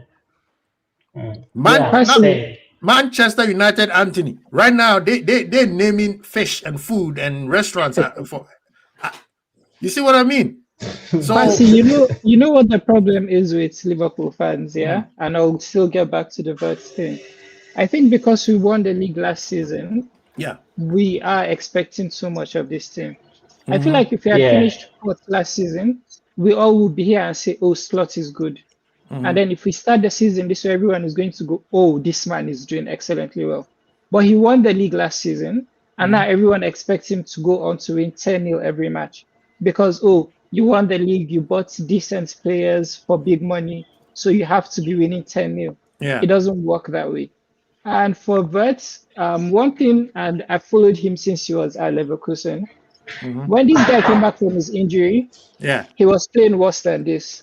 And I'll tell you what he was doing, He was trying to force every single thing. He was trying to do slick passes. He was trying, even the game against Atletico, the ball he did the 1-2 with Isak. If he wasn't overthinking it, he should score and not try to pass to Frimpong. He should have just shot. But then he's trying to do slick, trying to show, oh, I'm good, I'm this. I feel like it's just in his head. And like someone mentioned, he's just 22. He's still a child. He's still learning a few things. If you saw Isak in that game, Isak wasn't trying to impress. He was playing basics. Yeah, Isak was just chilling. Exactly. He's older and he's more mature that he knows I don't really need to do too much. When my chances come, I'll take them. But before then, just the basics. And Wirtz, and I think I've said this from the first game, he's trying to pick out the hard passes. The thing about that is the day it clicks, is going to be, oh my God, assist of the season. But he needs to calm down and play the basic balls, just pass. Look around, pass, just move. So I'm not really worried about him. I think with time, and we were here complaining about Kerkez after 2 games, and everyone was saying Robertson back in the starting 11. Now today we're saying, oh my God, Kerkez was one of the best players in the team. So a lot of these players, it will take time for them to adjust, and I'm really not worried about anyone. No, that's true. And then the Isak thing, I think Isak, he's not worried. He's not that. Isak is not that type of player. He knows he knows who he is. You know, if anybody knows basketball, Kevin Durant, when people were doubting him, he said, "You know who I am. You know who I am." So with the Isak thing, I think I'm not like even Wirtz. It is going to take a while. People forget he's 22 years old. You know, he's 22 and the thing that is annoying is the Liverpool's supporters who are rash and thinking that this. When the time comes, this has nothing to do with, oh, let's be real, no excuse. You know, if it was anybody else, well, if it's anybody else, that's them. This is Liverpool. I don't care what everybody else is talking about. You know, it's funny how everybody talks about Caicedo. The reason why Caicedo got a lot of stick is because he was from the EPL. Nobody, Irishman, did you see anybody giving Enzo Fernandez any stick when he came from Portugal to the EPL? Well, for that money, there was eyes on straight away. Yeah. But did he get the same amount of pressure as Wirtz is getting right now compared to Caicedo? Caicedo got it because he is he was from the EPL, so everybody was expecting him to click right away. Yeah, but Quasi, yeah, he did get sick, but you need to start taking excuse me, this stuff as a compliment, because this is what I've said before. Yeah. If Liverpool do something, everybody cares about it. Everybody has an opinion. If Chelsea do something, people don't really care that much. Yeah. So when Liverpool do something, yeah, it's Liverpool. If we win it, like I keep saying it, man, Manchester City won a treble. Nobody noticed. They won a European Cup in a treble. Nobody noticed. If Liverpool had won a treble with a European Cup in it, they'd still be making movies about it today. There'd be statues. It would have been media blanket coverage for a week. The day after Man City finished that treble, they were talking about Crystal Palace. Nobody cares. So when Liverpool do something, it's news, and that comes with the territory, like you were talking about the other day, pressure. That comes with the territory of being at Liverpool. The one thing I don't really like, I think it's a little bit lazy about Wirtz, is the physicality of the Premier League thing. I know it's a step up from Germany, but there are plenty of players out there that have played in Germany, they played in England, and they played in Spain or France or Italy, or maybe even both. So 4 different leagues. But they'll have played in Germany, they'll have played in England, and they'll have played in at least one other league. Right. And all of these guys always come out and say the closest thing, it's not the same, but the closest thing to English football in the top 5 leagues is the German football. The German, French football is nowhere near in terms of the physicality. The Spanish league is nowhere near it in terms of physicality, and especially the Italian league and the pressure and the way teams play. Like if you're going to have a grounding in it. So I don't get the whole, or I don't agree with the whole, he's not used to the pace of the game. Yeah, it is quicker, but he's coming from the next closest thing. And it's not like it's a walk in the park over there either. So they're big, fast, physical teams in Germany as well. They are. It's cool. So I don't really buy into that. He's not used to the speed thing. But I mean, I don't think is the yes, German game is fast. It's real fast, but it's very technical. But the part where, like even Ekitike said, Ekitike said it. He said the game, he can't, the Premier League is a little bit different. It's a different monster. Yeah, and that's a guy who's coming from the French league and the German league. Yeah, it's the next step up. It definitely is. But it's a lot easier to go to England from Germany than it would be to go there directly from Spain or directly from Italy or something like that. Or right. Certainly France. Okay, that makes sense. Yeah, that one definitely agree. I think mostly it's the dry spells that makes most of these players get in their head.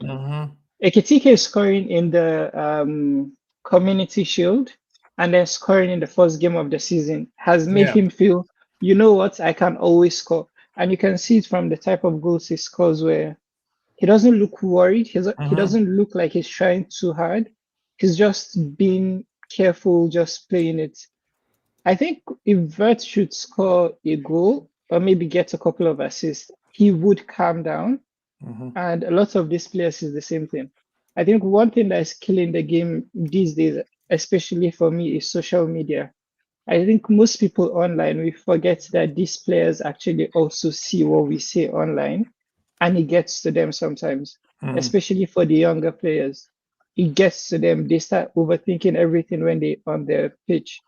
But yeah, I'm really not worried about anything. I feel we would be fine. I don't think it's adapting. I think it's more of he feels he's so good, he should be doing better. I think personally he's putting that pressure on himself because you see spells in games where his passing is magnificent, he's playing well, his movement is good. So I just feel it's in his head. It doesn't have to do with the physicality because Ekitike is also from the German league and he's dealing with the physicality really well. So it's just it would take time, but I'm not really worried. As far as we're winning, and he's not costing us games, I'm okay, honestly. No, I agree. And now moving forward, right? Irishman, looking at both two games, because those are probably an Arsenal game was different. I always think we played very well at Arsenal versus Arsenal. But Atletico, I saw the reason why I am not concerned, even though we keep giving these 2 goals. And this match basically came as close as possible to affirm why I am not concerned, because we did so well for 35, 40 minutes. Between the 2 games, which one were you more impressed, Irishman? Sorry, between which 2? Atletico and today. Yes. Jeez, that's tough actually.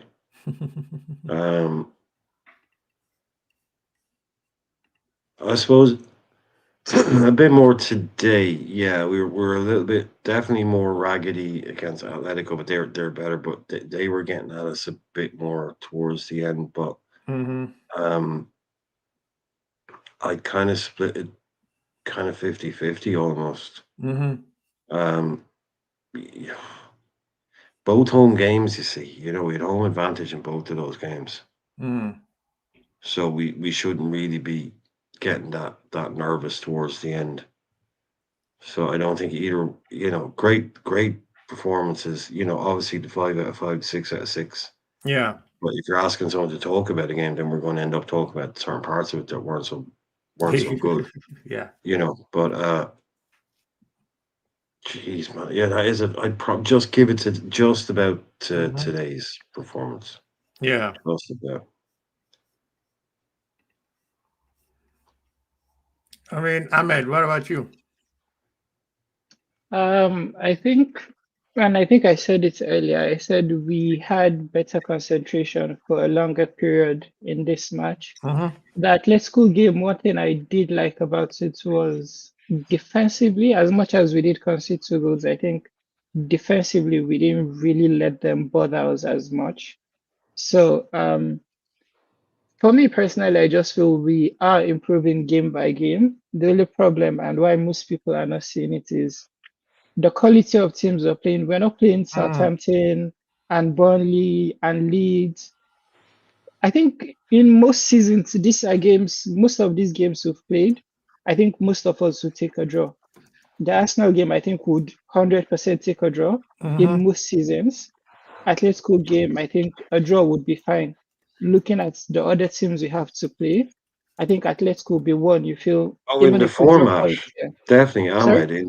In this new UEFA format, yeah, you can draw against Atletico. You're still exactly. So that's the point I'm making. Of most of the games where we are playing right now, there are games where in other seasons you probably go, a draw here won't be bad, but we are making the point. So by the time it clicks, and then we have easier fixtures. I think after Crystal Palace, we still have another tough fixture. I can't remember, maybe City. But yeah, so until we get through this period, I'm really not going to panic. But I think, today's game was a bit more controlled than Atletico for me. Lante, what about you? Between the 2 games, how are you looking at it?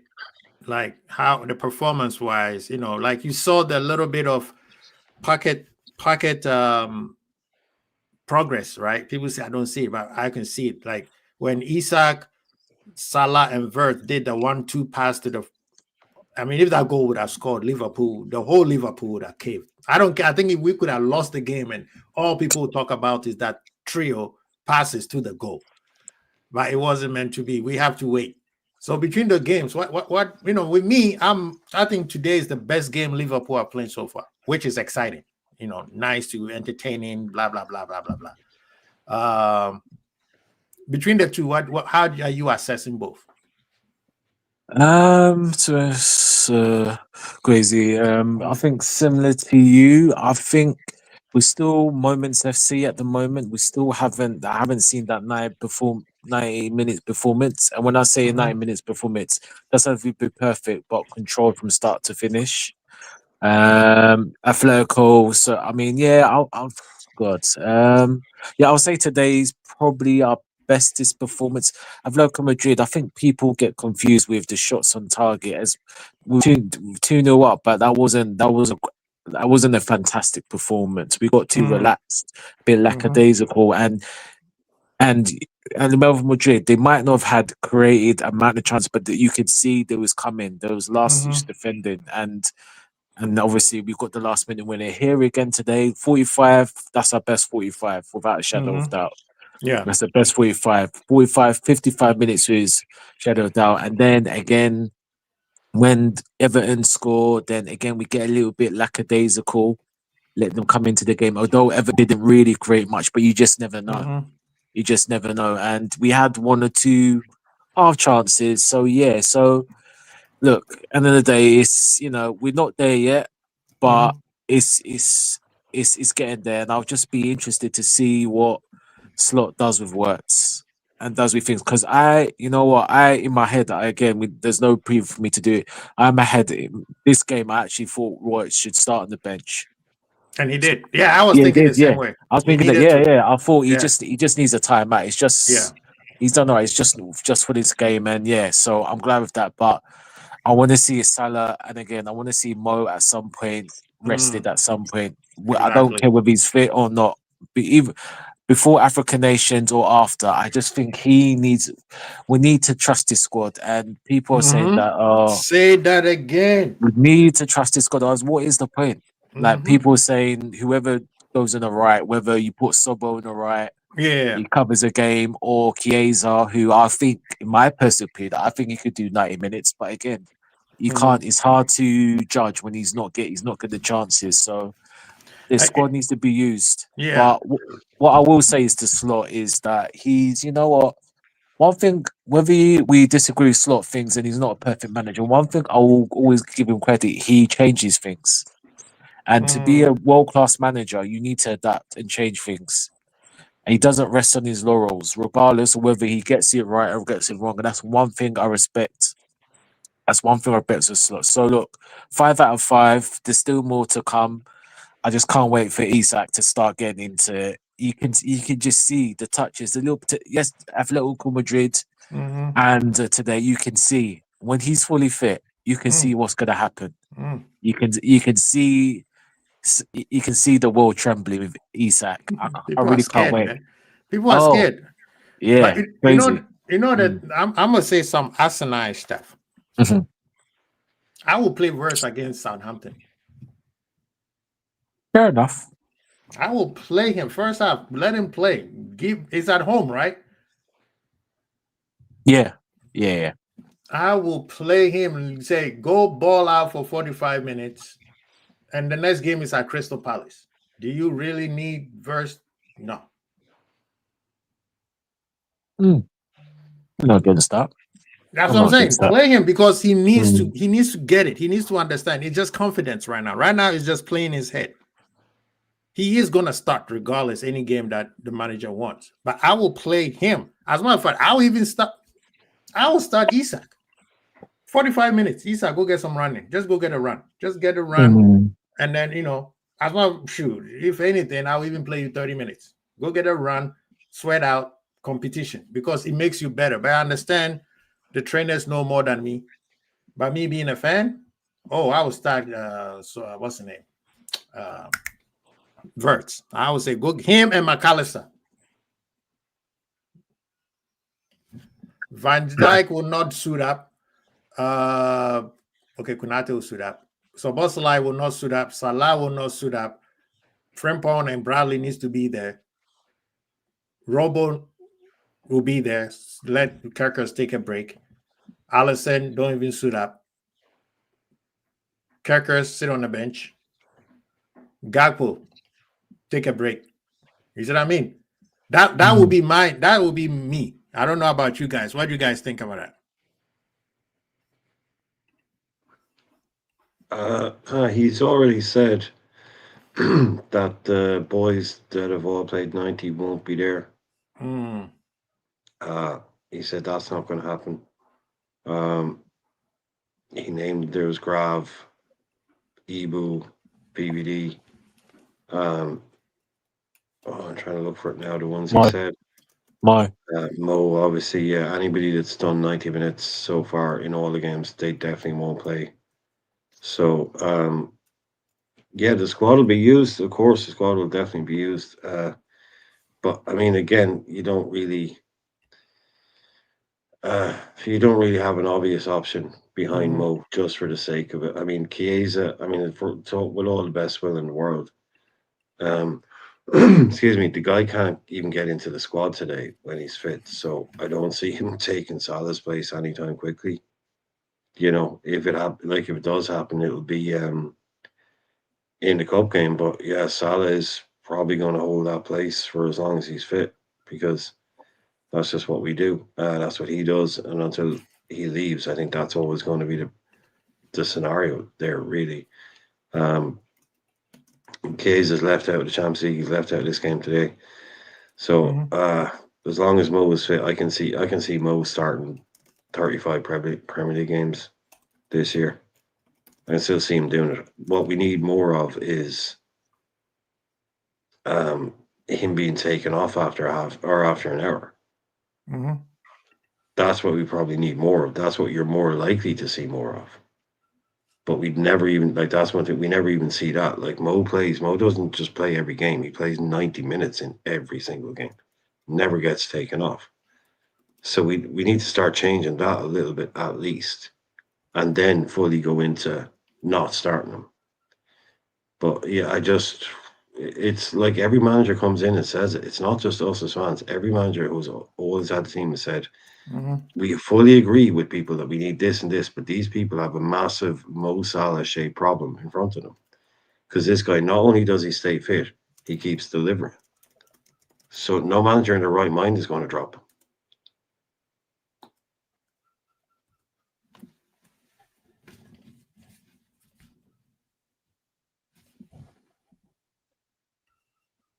Lost Quasi.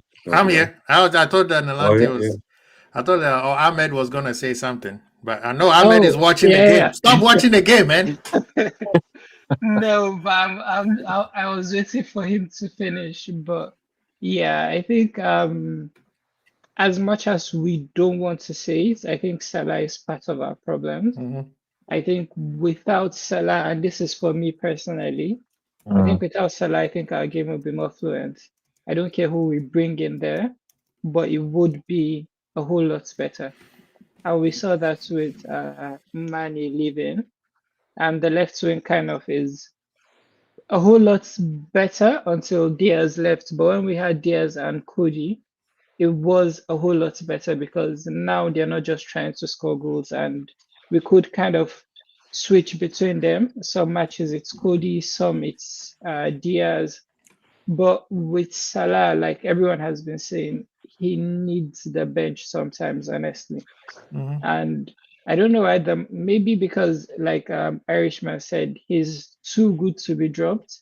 But it would be fun to see Salah on the bench, because imagine playing a game and you guys are winning 2-0 up, and you look at the bench and there's Mo Salah on the bench. I'm sure most of the defenders would be freaking out. But yeah, I think up until when I'd rather go 2-0 up and take him off. But I mean, that'd be the first. But honestly, you think that Gakpo and Diaz is better than Mane?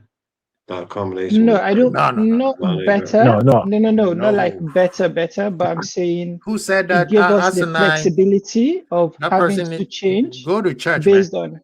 Sorry. Well, no, I thought that's just what you were saying. I thought that's just what you said. No, I didn't say better. No, Ahmed didn't. You said. I'm about to say, go to the church or go to the mosque and repent. I wasn't saying that. I hear what Ahmed is saying.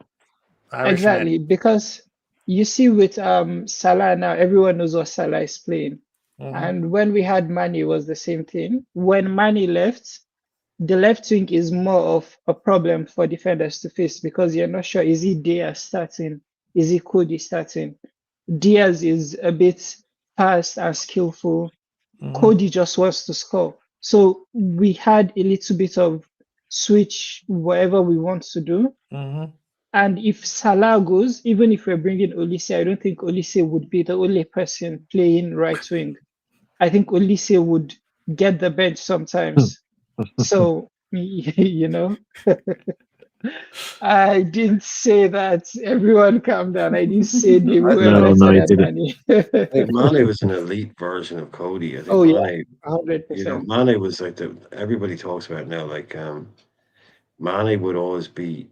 Bobby was the system, as it were, but Mane would just lead the press every single time. Mane was just a different level of player. Right? I don't know what we unlocked in him for about 3 years, maybe. For about 3 years, he was pretty much unplayable. Yeah. Man, that club, as Pop, you know, big up to Pops. He would say the Red Arrows. That team, that team beats any EPL or any EPL era team that you could. I don't care. The Alex Ferguson trouble, the Mourinho, Chelsea. The only team that beat them was, of course, Pep Guardiola's City. And that one, both teams have to damn near be perfect. That's the most closest to perfection of football you will ever see in any era. Alex Ferguson didn't see that kind of competition. Arsene Wenger was an affordable opponent for sure. At times he did. For about for about 3 to 4 years, him and Fergie were going head to head, and then Arsenal had the drop off after But you see, this is the thing, though. You see, Liverpool versus City. Do you understand? You could tell me exactly why Liverpool did not win the game. Win the season. You could pinpoint the game and say, right now, I know why we didn't win the league. Can you do that with any other league? But Kwasi, you know why I give Liverpool a lot of respect for even going head to head with City at that time? We were in a situation where you see Liverpool, we all knew our starting 11. There was never a surprise. And we Same 11 every single time. And we go out there and we beat teams. City were buying players like crazy. I think that's one thing most people forget. That period, City was buying everything that was moving. They saw Mahrez had a good season, took Mahrez off. It was every single player they wanted, they had. They got Jesus even when they had Aguero, because Aguero was starting to get injury prone. Got him. Sterling was there, they still wanted more. And Liverpool still had just the starting 11. Man City would have a bench of Sterling, Mahrez, Aguero. Ahmed, I think we screwed up Carl's parlay. This is the game that EPL, of course, the EPL traditions will love. Yeah. Red card for Casemiro, people. This is crazy. Interesting. 10 to 10 men. But I think United, if they bottle this from now. I think Chelsea will come back. You think so? And the manager also made a mistake by substituting. He gave up too easily. He gave up. Exactly. He gave up too easily. Why do you take Palmer off? At least give him the half. And I understand Estefao. I understand that, but he just gave up and thought, flip it. Exactly. I think he should have taken Enzo off instead if he needed to take someone off. Man. Let me ask you guys this in the chat. Do you think? Okay, how do I phrase this question? Do you think there's a way we can get the best of McAllister works in the team? Because I just feel that the way our team's set up, it's just too heavy on the top side. We know McAllister can do a job, but do you feel that we can still do a job going forward this season with McAllister, with Mac and Wirtz in our starting lineup? I think for me personally, I think we would do that. I think McAllister is struggling with fitness, and maybe it's just me seeing it, but he's really struggling to stay fit. Even without the manager taking him off, you watch our games, you see him slowing down after a few minutes. There's almost this, he's not really pressing. And I think that's one thing people forget about McAllister last season was he was really aggressive. Forget how people are saying he's slow, but he's an aggressive player. He's Argentine, and we all know how they play. So I think he's struggling with fitness, which is why we are able to say he's good, he's not good. But I think when everyone is fully fit, I think we would be fine, honestly. Like I said, I'm not really worried. And one thing this squad has is, for most positions, even when you bring on someone else, what we can clearly say is he's not as good, but he'll do the job. We see Jones coming in for McAllister, and we're like, yeah, we're not really worried. We see Vert on the bench today, and everyone is like, good game. It's not like when we take off someone and everyone goes, oh my God, we're going to lose. I think the only person in the squad right now would take off and everyone would freak out would probably be Van Dijk.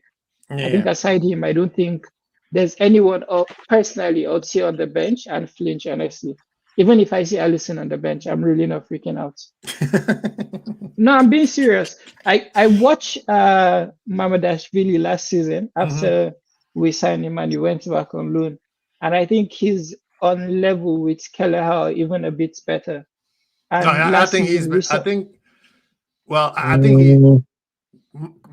Kelleher Kelleher at Brentford, Kelleher at Brentford, Kelleher at Liverpool. Well, they are a little bit different, though. Yeah, that's what I was going to say. I think Kelleher is more experienced. Oh no, I'm not talking about experience. I'm saying like for us to get worried. Oh yeah, no, I'm not worried. I'm not worried about. Exactly, I'm just talking about like us worried. Like last season, we saw Kelleher starting, and everyone is like, let's play. And I think that's one thing we have this season. And guess what? Yeah. City fans cannot say, "Oh, Pep started a new revolution. He's going back to traditional goalkeepers." We had Mamadashvili before you guys did it, and two, we have one of the best traditional goalkeepers in Alisson. So let's stop that narrative before it starts. But quick question though. We had a conversation about Virgil, and everybody wants him to take a break. But when you look at him, doesn't he look like he's 25 years old? I think Kwasi, I don't think it's just his age. I think aside his age, even looking young, the game is still getting easier for him as he gets older. Exactly. That's what happens to intelligent players, though, Causey. The more that's true. Like, I'm not going to big myself up in a particular way. I wasn't ever a super skillful player, but I was actually an intelligent footballer. I learned, the more I played the game, the more I learned to be able to kind of say, it's basically like 9 times out of 10, when that ball goes over there, it's going to go over here. And that's what you do. You just read the game. That was one of my strengths as a player, was that the more I played the game, the better I got. But football IQ wise. I just would but that's just from experience. Some players, they're still that same guy after 5 years. With something like that, that's how you can improve. Like, I can't do keepy uppies or tricks or anything like that, but I could kind of read the game a little bit. I could get better at that kind of stuff. And when you have players who are good, have the high IQ players, they're always learning, and then the game does get basically like the Nante. You remember, you always used to say, like, the first 2 yards is in your head. Yeah. 100%. That's just knowing where the ball is. Not knowing where the ball is going to go, but just your experience and intelligence and knowing 9 times out of 10 that ball is going to go over there. Yeah, if it's going to break anywhere, it's going to land over there, and you're ready for it. So I think Virgil can do what Thiago, we're talking about his age, but he can do what Thiago Silva did at Chelsea. He can play Premier League till he's 37, 38. No problem. Absolutely no problem. And you see, Irishman, just like the points you just made, I think I remember when I used to play ball, I was a bit younger, and we had this guy, he was 32, he was always in the team. And every time he comes on, he's a striker. But the way he played, you could see that this person is intelligent. He didn't have the speed to keep up with us. He didn't have the legs for any skill or anything. But every pass he made, it felt like he was dropping the ball right on your foot. There are some players who are just so good. It's like, why are you here? I don't think he has ever played, at least since when I started playing, I don't think he has played more than 30 minutes. But Kwasi, I promise you, in over 3 years we played with him, I don't think he made a bad pass. Maybe you overhit the ball when it gets to you, but it's never his fault. And it's the same thing with Virgil, and it's why I get pissed off with Salah most times. I feel, Salah, you're too experienced, and you should know your body can't do. Ahmed Salah. Yeah. No, I'm just saying, like, I don't think go for it. he should respect the fact that I know he's that kind of player, but at least you should know what your body can do and not, and then you should trust the players around you. One thing people are not saying about Virgil is he's trusting Kirkes better now. He's trusting Konate better. He's not trying to cover up for what Konate is doing right now. Yeah. He's doing a lot of Konate, do your thing, I'll do mine. Yeah, And he's it's delegating. what I'm expecting. Exactly. Is what I want from Salah. Just tell people what to do. When you're in position to shoot, but then most times just pass. If he held the ball when I can't remember who passed to him when he made the pass to Gravenberch. If he had held the ball, there was nothing he could do with that ball. But passing as quick as he did, it gave Grav the chance to either score or even pass to Ekitike at that point, and Ekitike would have scored still. So I need players who are older and they know physically they can't really match up. Just use your IQ, honestly, use your brain. I like what you say, because I was watching Kudus today and I'm like, bro, the way you're playing, when you get older, you're gonna fall off real fast. Exactly. Because he plays with such physicality and everything is based on his, athleticism. I'm like, if that's taken away from you, it's gonna be dark real fast, right? But let's make fun of Manchester United a little bit, people. Yeah. They try to floss about, even though we didn't do well last season, we made 666, right? Guess what? When they open the books, when they open the books, lies. Hey, someone's lied to us, so someone leaked up Sky Sports and gave them the wrong info. I'm just saying, I know my sources. I told you guys, my sources be talking. Oh yeah. Turns out sacking all your lowest paid workers doesn't really chip much off the bill, does it? Did it? Yeah, I tell you. $1 billion. Sacking the toilet cleaners is really going to chip a bit off of that, isn't it? Sacking the guy that works in car park, that's really going to make a difference, isn't it? Oh my God! You see, this is what they are lucky to be such a big institution. Yeah. You owe $1 billion. Any other club would have folded. Oh, too big to fail, Quasi. They should just write that on their shirt now. Too big to fail, because that's just what they are now. And that's how it always should be, because they are a football club and they should never be lost to an idiot owner who can't pay his bills. They should always be held in trust that way, because as much as we dislike them, this is a football club that makes up part of the game that we support. Yeah. So you have these morons coming in. Look, it's supposed to be a fit and proper person's test.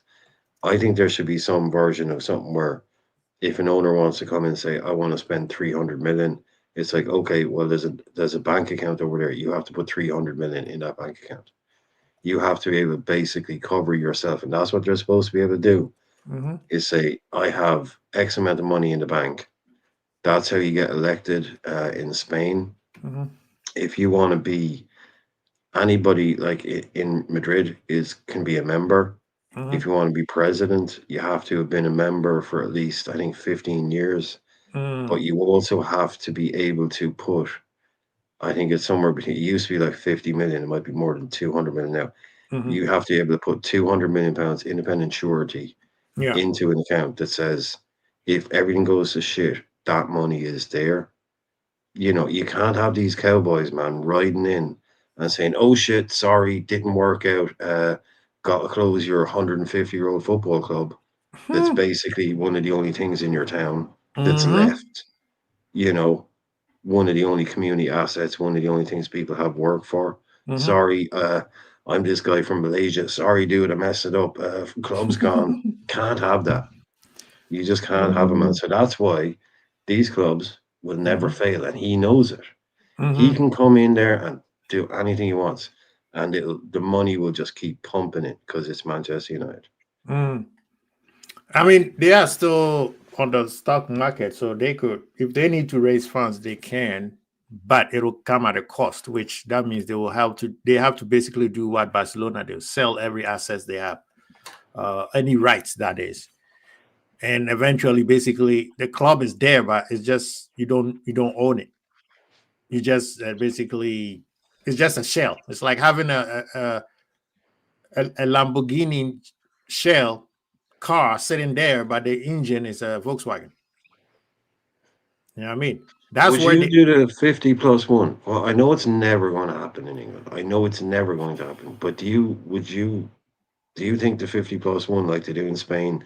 People think Real is owned by the royal family. No, they're owned by the fans. It's owned by the fans, yeah. Owned by the fans. See, the 50+1, same in Germany. The 50+1 works if you run it like the better half of Bayern Munich, not the last 10 years, but when Bayern Munich, the reason why Bayern Munich is still Bayern Munich, because of how it was run by a proper board, right? If you do that in England, there's a high chance it'll work. But eventually, because Real is still big, right? Yeah, that's why Real is still big, yeah. But eventually, it kind of slowly get you, because you look at Germany right now. They are fine, they are sustainable, but as good as their football has been for years, they should be way better than where they were right now. You know what I mean? It's just the TV money in the Premier League. The TV money, exactly. You see what I mean? It dominates. Totally So when you have like, getting over and so the much EPL, and the EPL did very well by copying the NFL model / WWE style. You want to build it up. There should be a hero, there should be a villain, and we will switch who is the villain or who's the hero so that everybody enjoys it. That's why the EPL is so successful.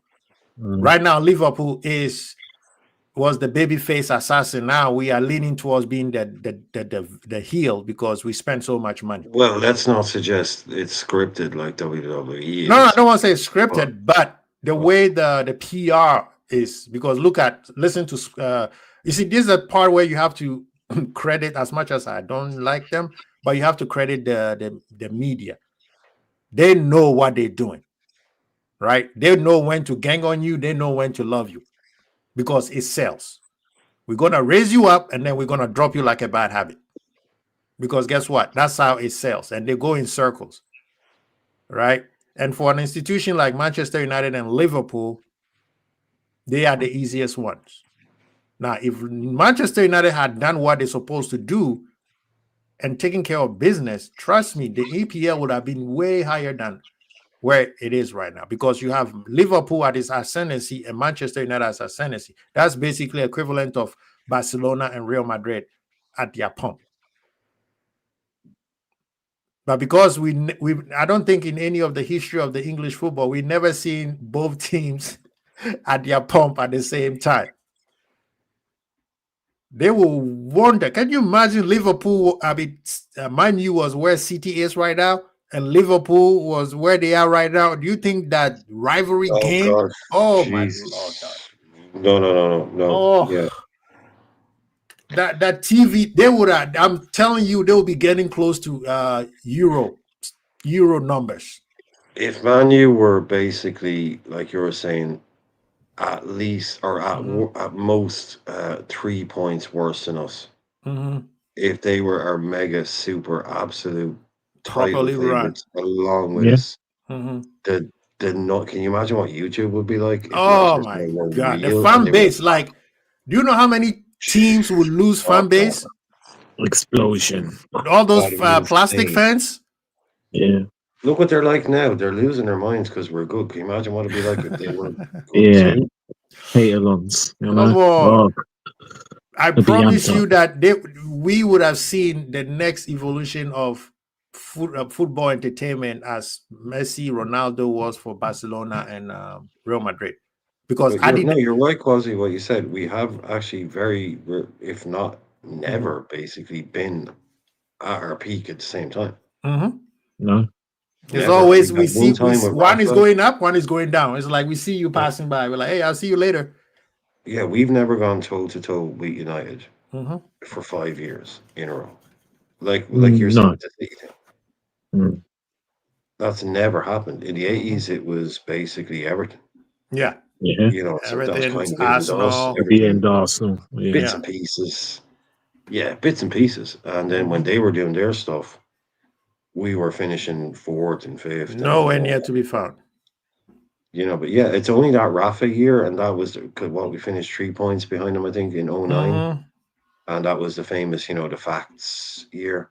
Like that was the closest. And can you imagine, like, that's how intense it got that 1 year. So can you imagine what it'd be like every year if it was us v them properly slugging it out at the top of the table?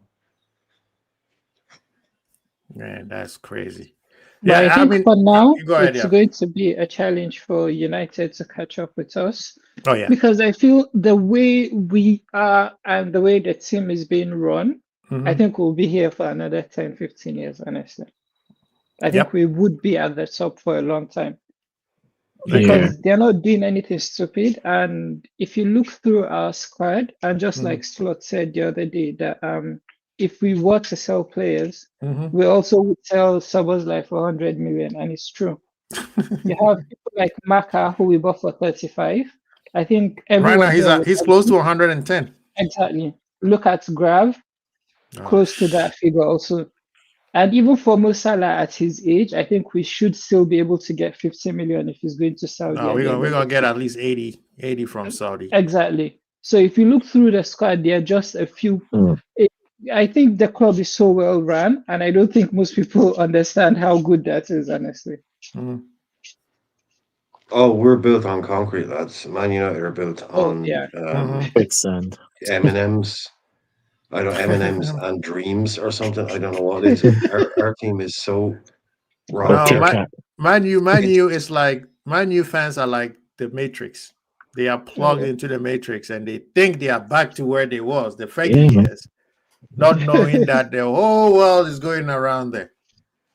So even listen to the way they talk. They literally think they are the Matrix. They know, like, yeah, if we do this and we do that. I mean, last time, big up to Saeed. Saeed right now is Man City. He kills. Last time there's a video out there where he lost it. With him and Matisse. My God. You know, it's good. Don't say anything. Yeah.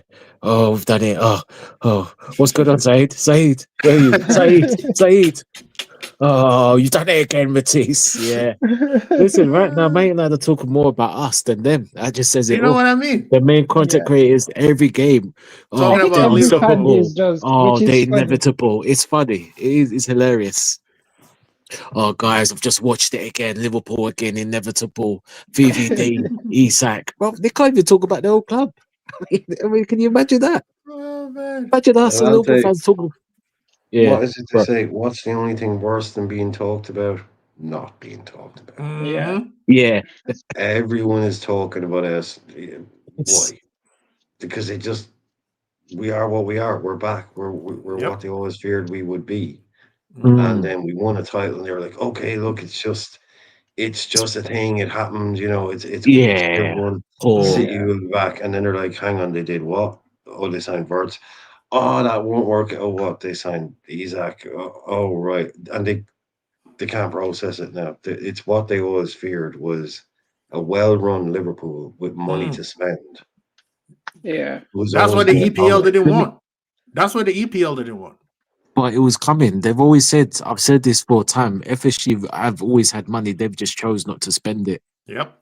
They've always had the money. They've just chosen for whatever reason. Certain seasons, I think we can all agree here. They kind of needed to. Yeah, we could have had the back-to-back titles long enough. But what is funny as well, just on top of that, what Brian was saying is these rival fans as well demanding that we must win the quadruple, we must win the treble. I'm sorry, who are you? Who exactly to dictate? Listen, as long if we No one's look, ever I've won said it. this is it, Brian. And Brian, Yeah. listen, and Brian, remember we talked about this last season about what if we win, you know, when we're in the mist, and you spot on Brian, because Brian saying if we just win the Premiership, no problem. And again, this season, I don't care. We can spend 500 billion as long as we do it back to back. Have We you guys get seen extra the cups. shit housing that Manchester United is doing? Oh yeah. That's Yeah, slick. Sorry mate. about that, Lante. Keep going. No, that's good. And you've got these rival fans and all these podcasters, some are in the media. Oh, because we spent this, we must do a treble, we must do a quadruple. But no, why are you still? Why are these still? And like Brian said, you know, why are you still watching the What We Move? Watch about your own club. Listen, for me, as long as we do it back to back, if we win other trophies, it's a bonus. But as long as you get the Premier League title, then that's all I'm worried about. See, this is why, and right now I have gotten an antidote for those type of things, especially Judge Moore. If I ever get a chance to talk to you on the show, it tells me that fan base who tells us you have to win this, you have to win this, tells me that you are a small club. Because a true Liverpool fan will tell you that badge weighs heavy, and that badge means win everything every single time. We don't pick when we're gonna say, "Oh, we want this, we want that." Yes, of course, we have our preference, but if you're a Liverpool fan, a Liverpool player, or anybody who's associated with Liverpool knows a brand new season means win everything. The pressure comes with the DNA. You don't need to tell me what I need to win. Kwasi, let me just point something out. Just what you just said, yeah. City have dominated the league for how long? Maybe the best part of 10 years. Yeah. We have been the closest. We've been the closest team competing with them. I have never, up until this very moment, I have never seen anyone say City is going for the quad. Never.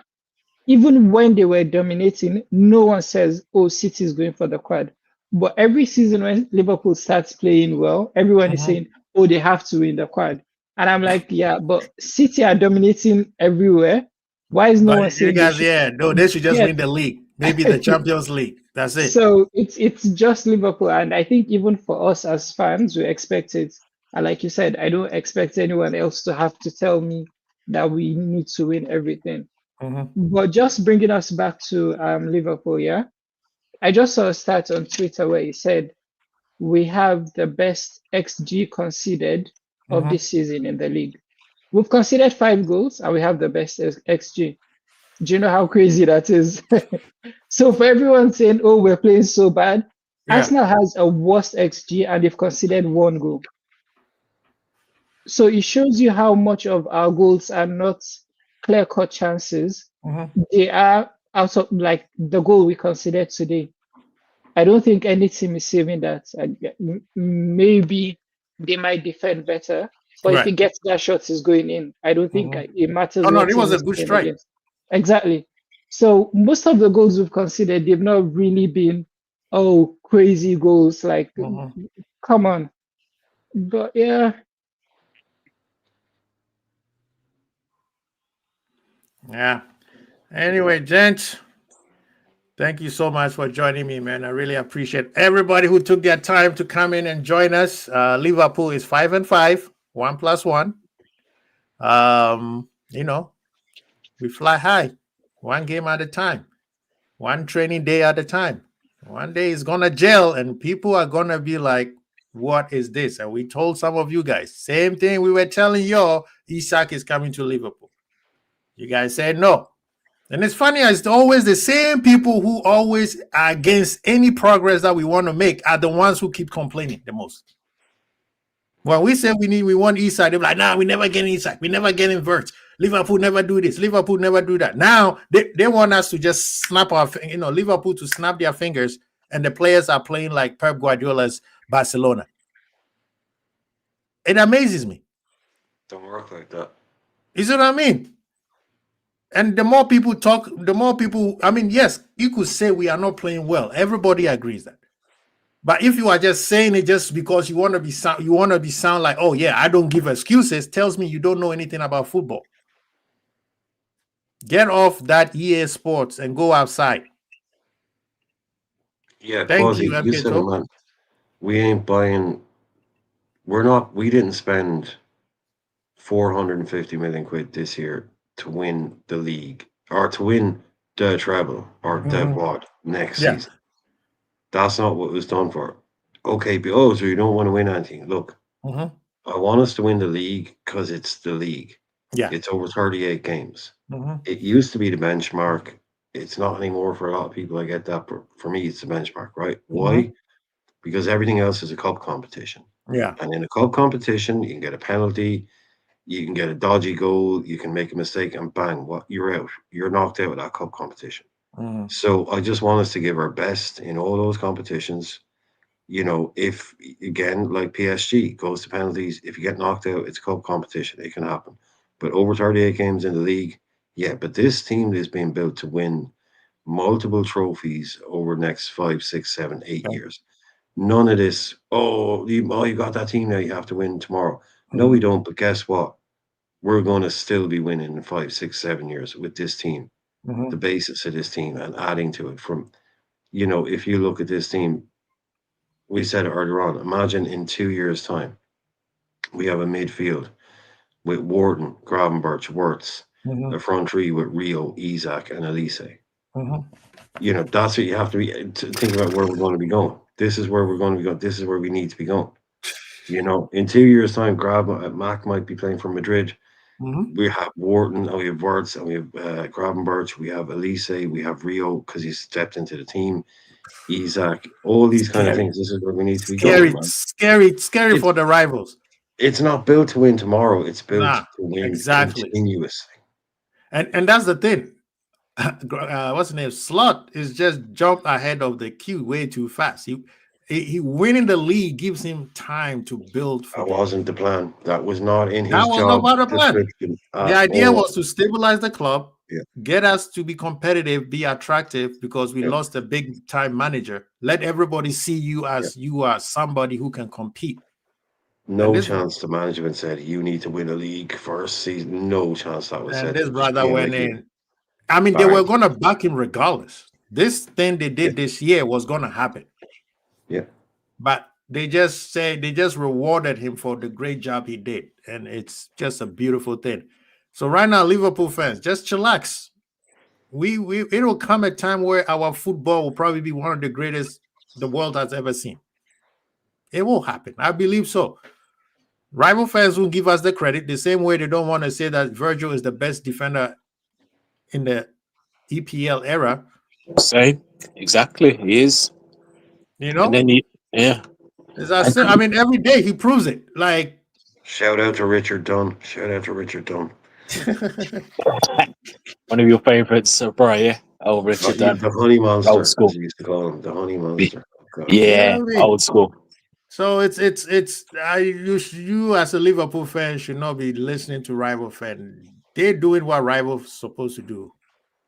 You just support your team. Anyway, Irishman, you got anything coming up today or tomorrow? No, we did 2 shows already today. So. Oh, geez. Yeah, I'm just waking up, and these people are already on. All right. Thank you so much. Tomorrow we hate on Arsenal or City, preferably a draw, but nice 0-0. It'll be the best thing ever. Now, this is the good thing about playing early, man. You sit back and you watch everybody else make a fool out of themselves. Yeah, I'll go with a City win, though. I think City are going to beat them. I think so. They played at Etihad or Emirates? No, they're away. They're away. But Haaland to is starting to look a bit ominous again. Exactly, bro. Yeah, he's on it. He's on smoke. Yeah, he is, isn't he? That's why a draw will be the best option. No, I don't want to draw. No, I want City to win. Because people don't want to give City the momentum. They're like a juggernaut. No, don't worry about it. Let City win. Trust me, they're gonna have more times. If they start rolling, it's sometimes hard to get them until somebody trips them. That's fine. No. Is Maguire about to get a red card or what? I would love that very much. Yeah, I suppose if City win, they'll be on 9 points. Arsenal are currently on 9 points. 9 points. Yeah. So we If get a City 6 point win, gap. We get a 6 yeah. point gap, right? So Spurs we drop can points either today. have, yeah, if we got a draw, that would mean Arsenal on 10 and City on 7, which would be a 5 point gap. Or City win, they're back up to 9.6 off us. I'm not sure what's better, actually. I think I'd like a 0-0 to kind of kill both of their momentums, but Because City if Arsenal gets a 0-0, they are 4 points behind us. No, 5. Right now it's 6, right? So we have 5 Yeah, if points. we get a draw tomorrow, it'll be 5 Okay, off. so an 0-0 is not bad. An 0-0 is not bad. But if they were to lose, it's 6. Then everybody's 6 points behind us. Yeah, but if they lose, then that's City up to 9, though. You know. Yeah, but they back will be in the 6. mix. City is still 6 points behind us. Yeah, just that'll be them back in the mix, if you know what I mean. So it's hard to know what's better. It's kind of hard to know what's better. Oh, it's easy for me. City win. Let City win. Spurs are up in second now. With the 2-2 draw? draw. Brighton are up in second. Brighton bowled it. You know, I'm going to make a bold statement. I believe if Liverpool are still on top of the league by December, right after that game against West Ham, I can say 85% for sure that Liverpool winning the league. Okay. I mean, do you know what they say? I think in the history of the Premier League, I think 9% team that's first in December usually wins the league. Wow. Unfortunately, we've been one or two of the instances that it hasn't. My But, math is looking very nice. Yeah. So you could be, I mean, hey, no more power to you, Kate. Hey, you'll be right. I hope so. Spurs. Frank is doing a good job over there. I can't believe Brighton dropped 2 goals. How? I should know better. I know that. Yeah. We do that every time. We do that every time. Oh, snap. But big up to Brent, man. Thank you so much. I appreciate you guys. Appreciate everybody. Have a great weekend. Enjoy your weekend. And we have another one coming on Tuesday, Southampton. It's going to be a cracker, people. Let's enjoy it. Crazy Bolt. Peace. Freaky Ace up.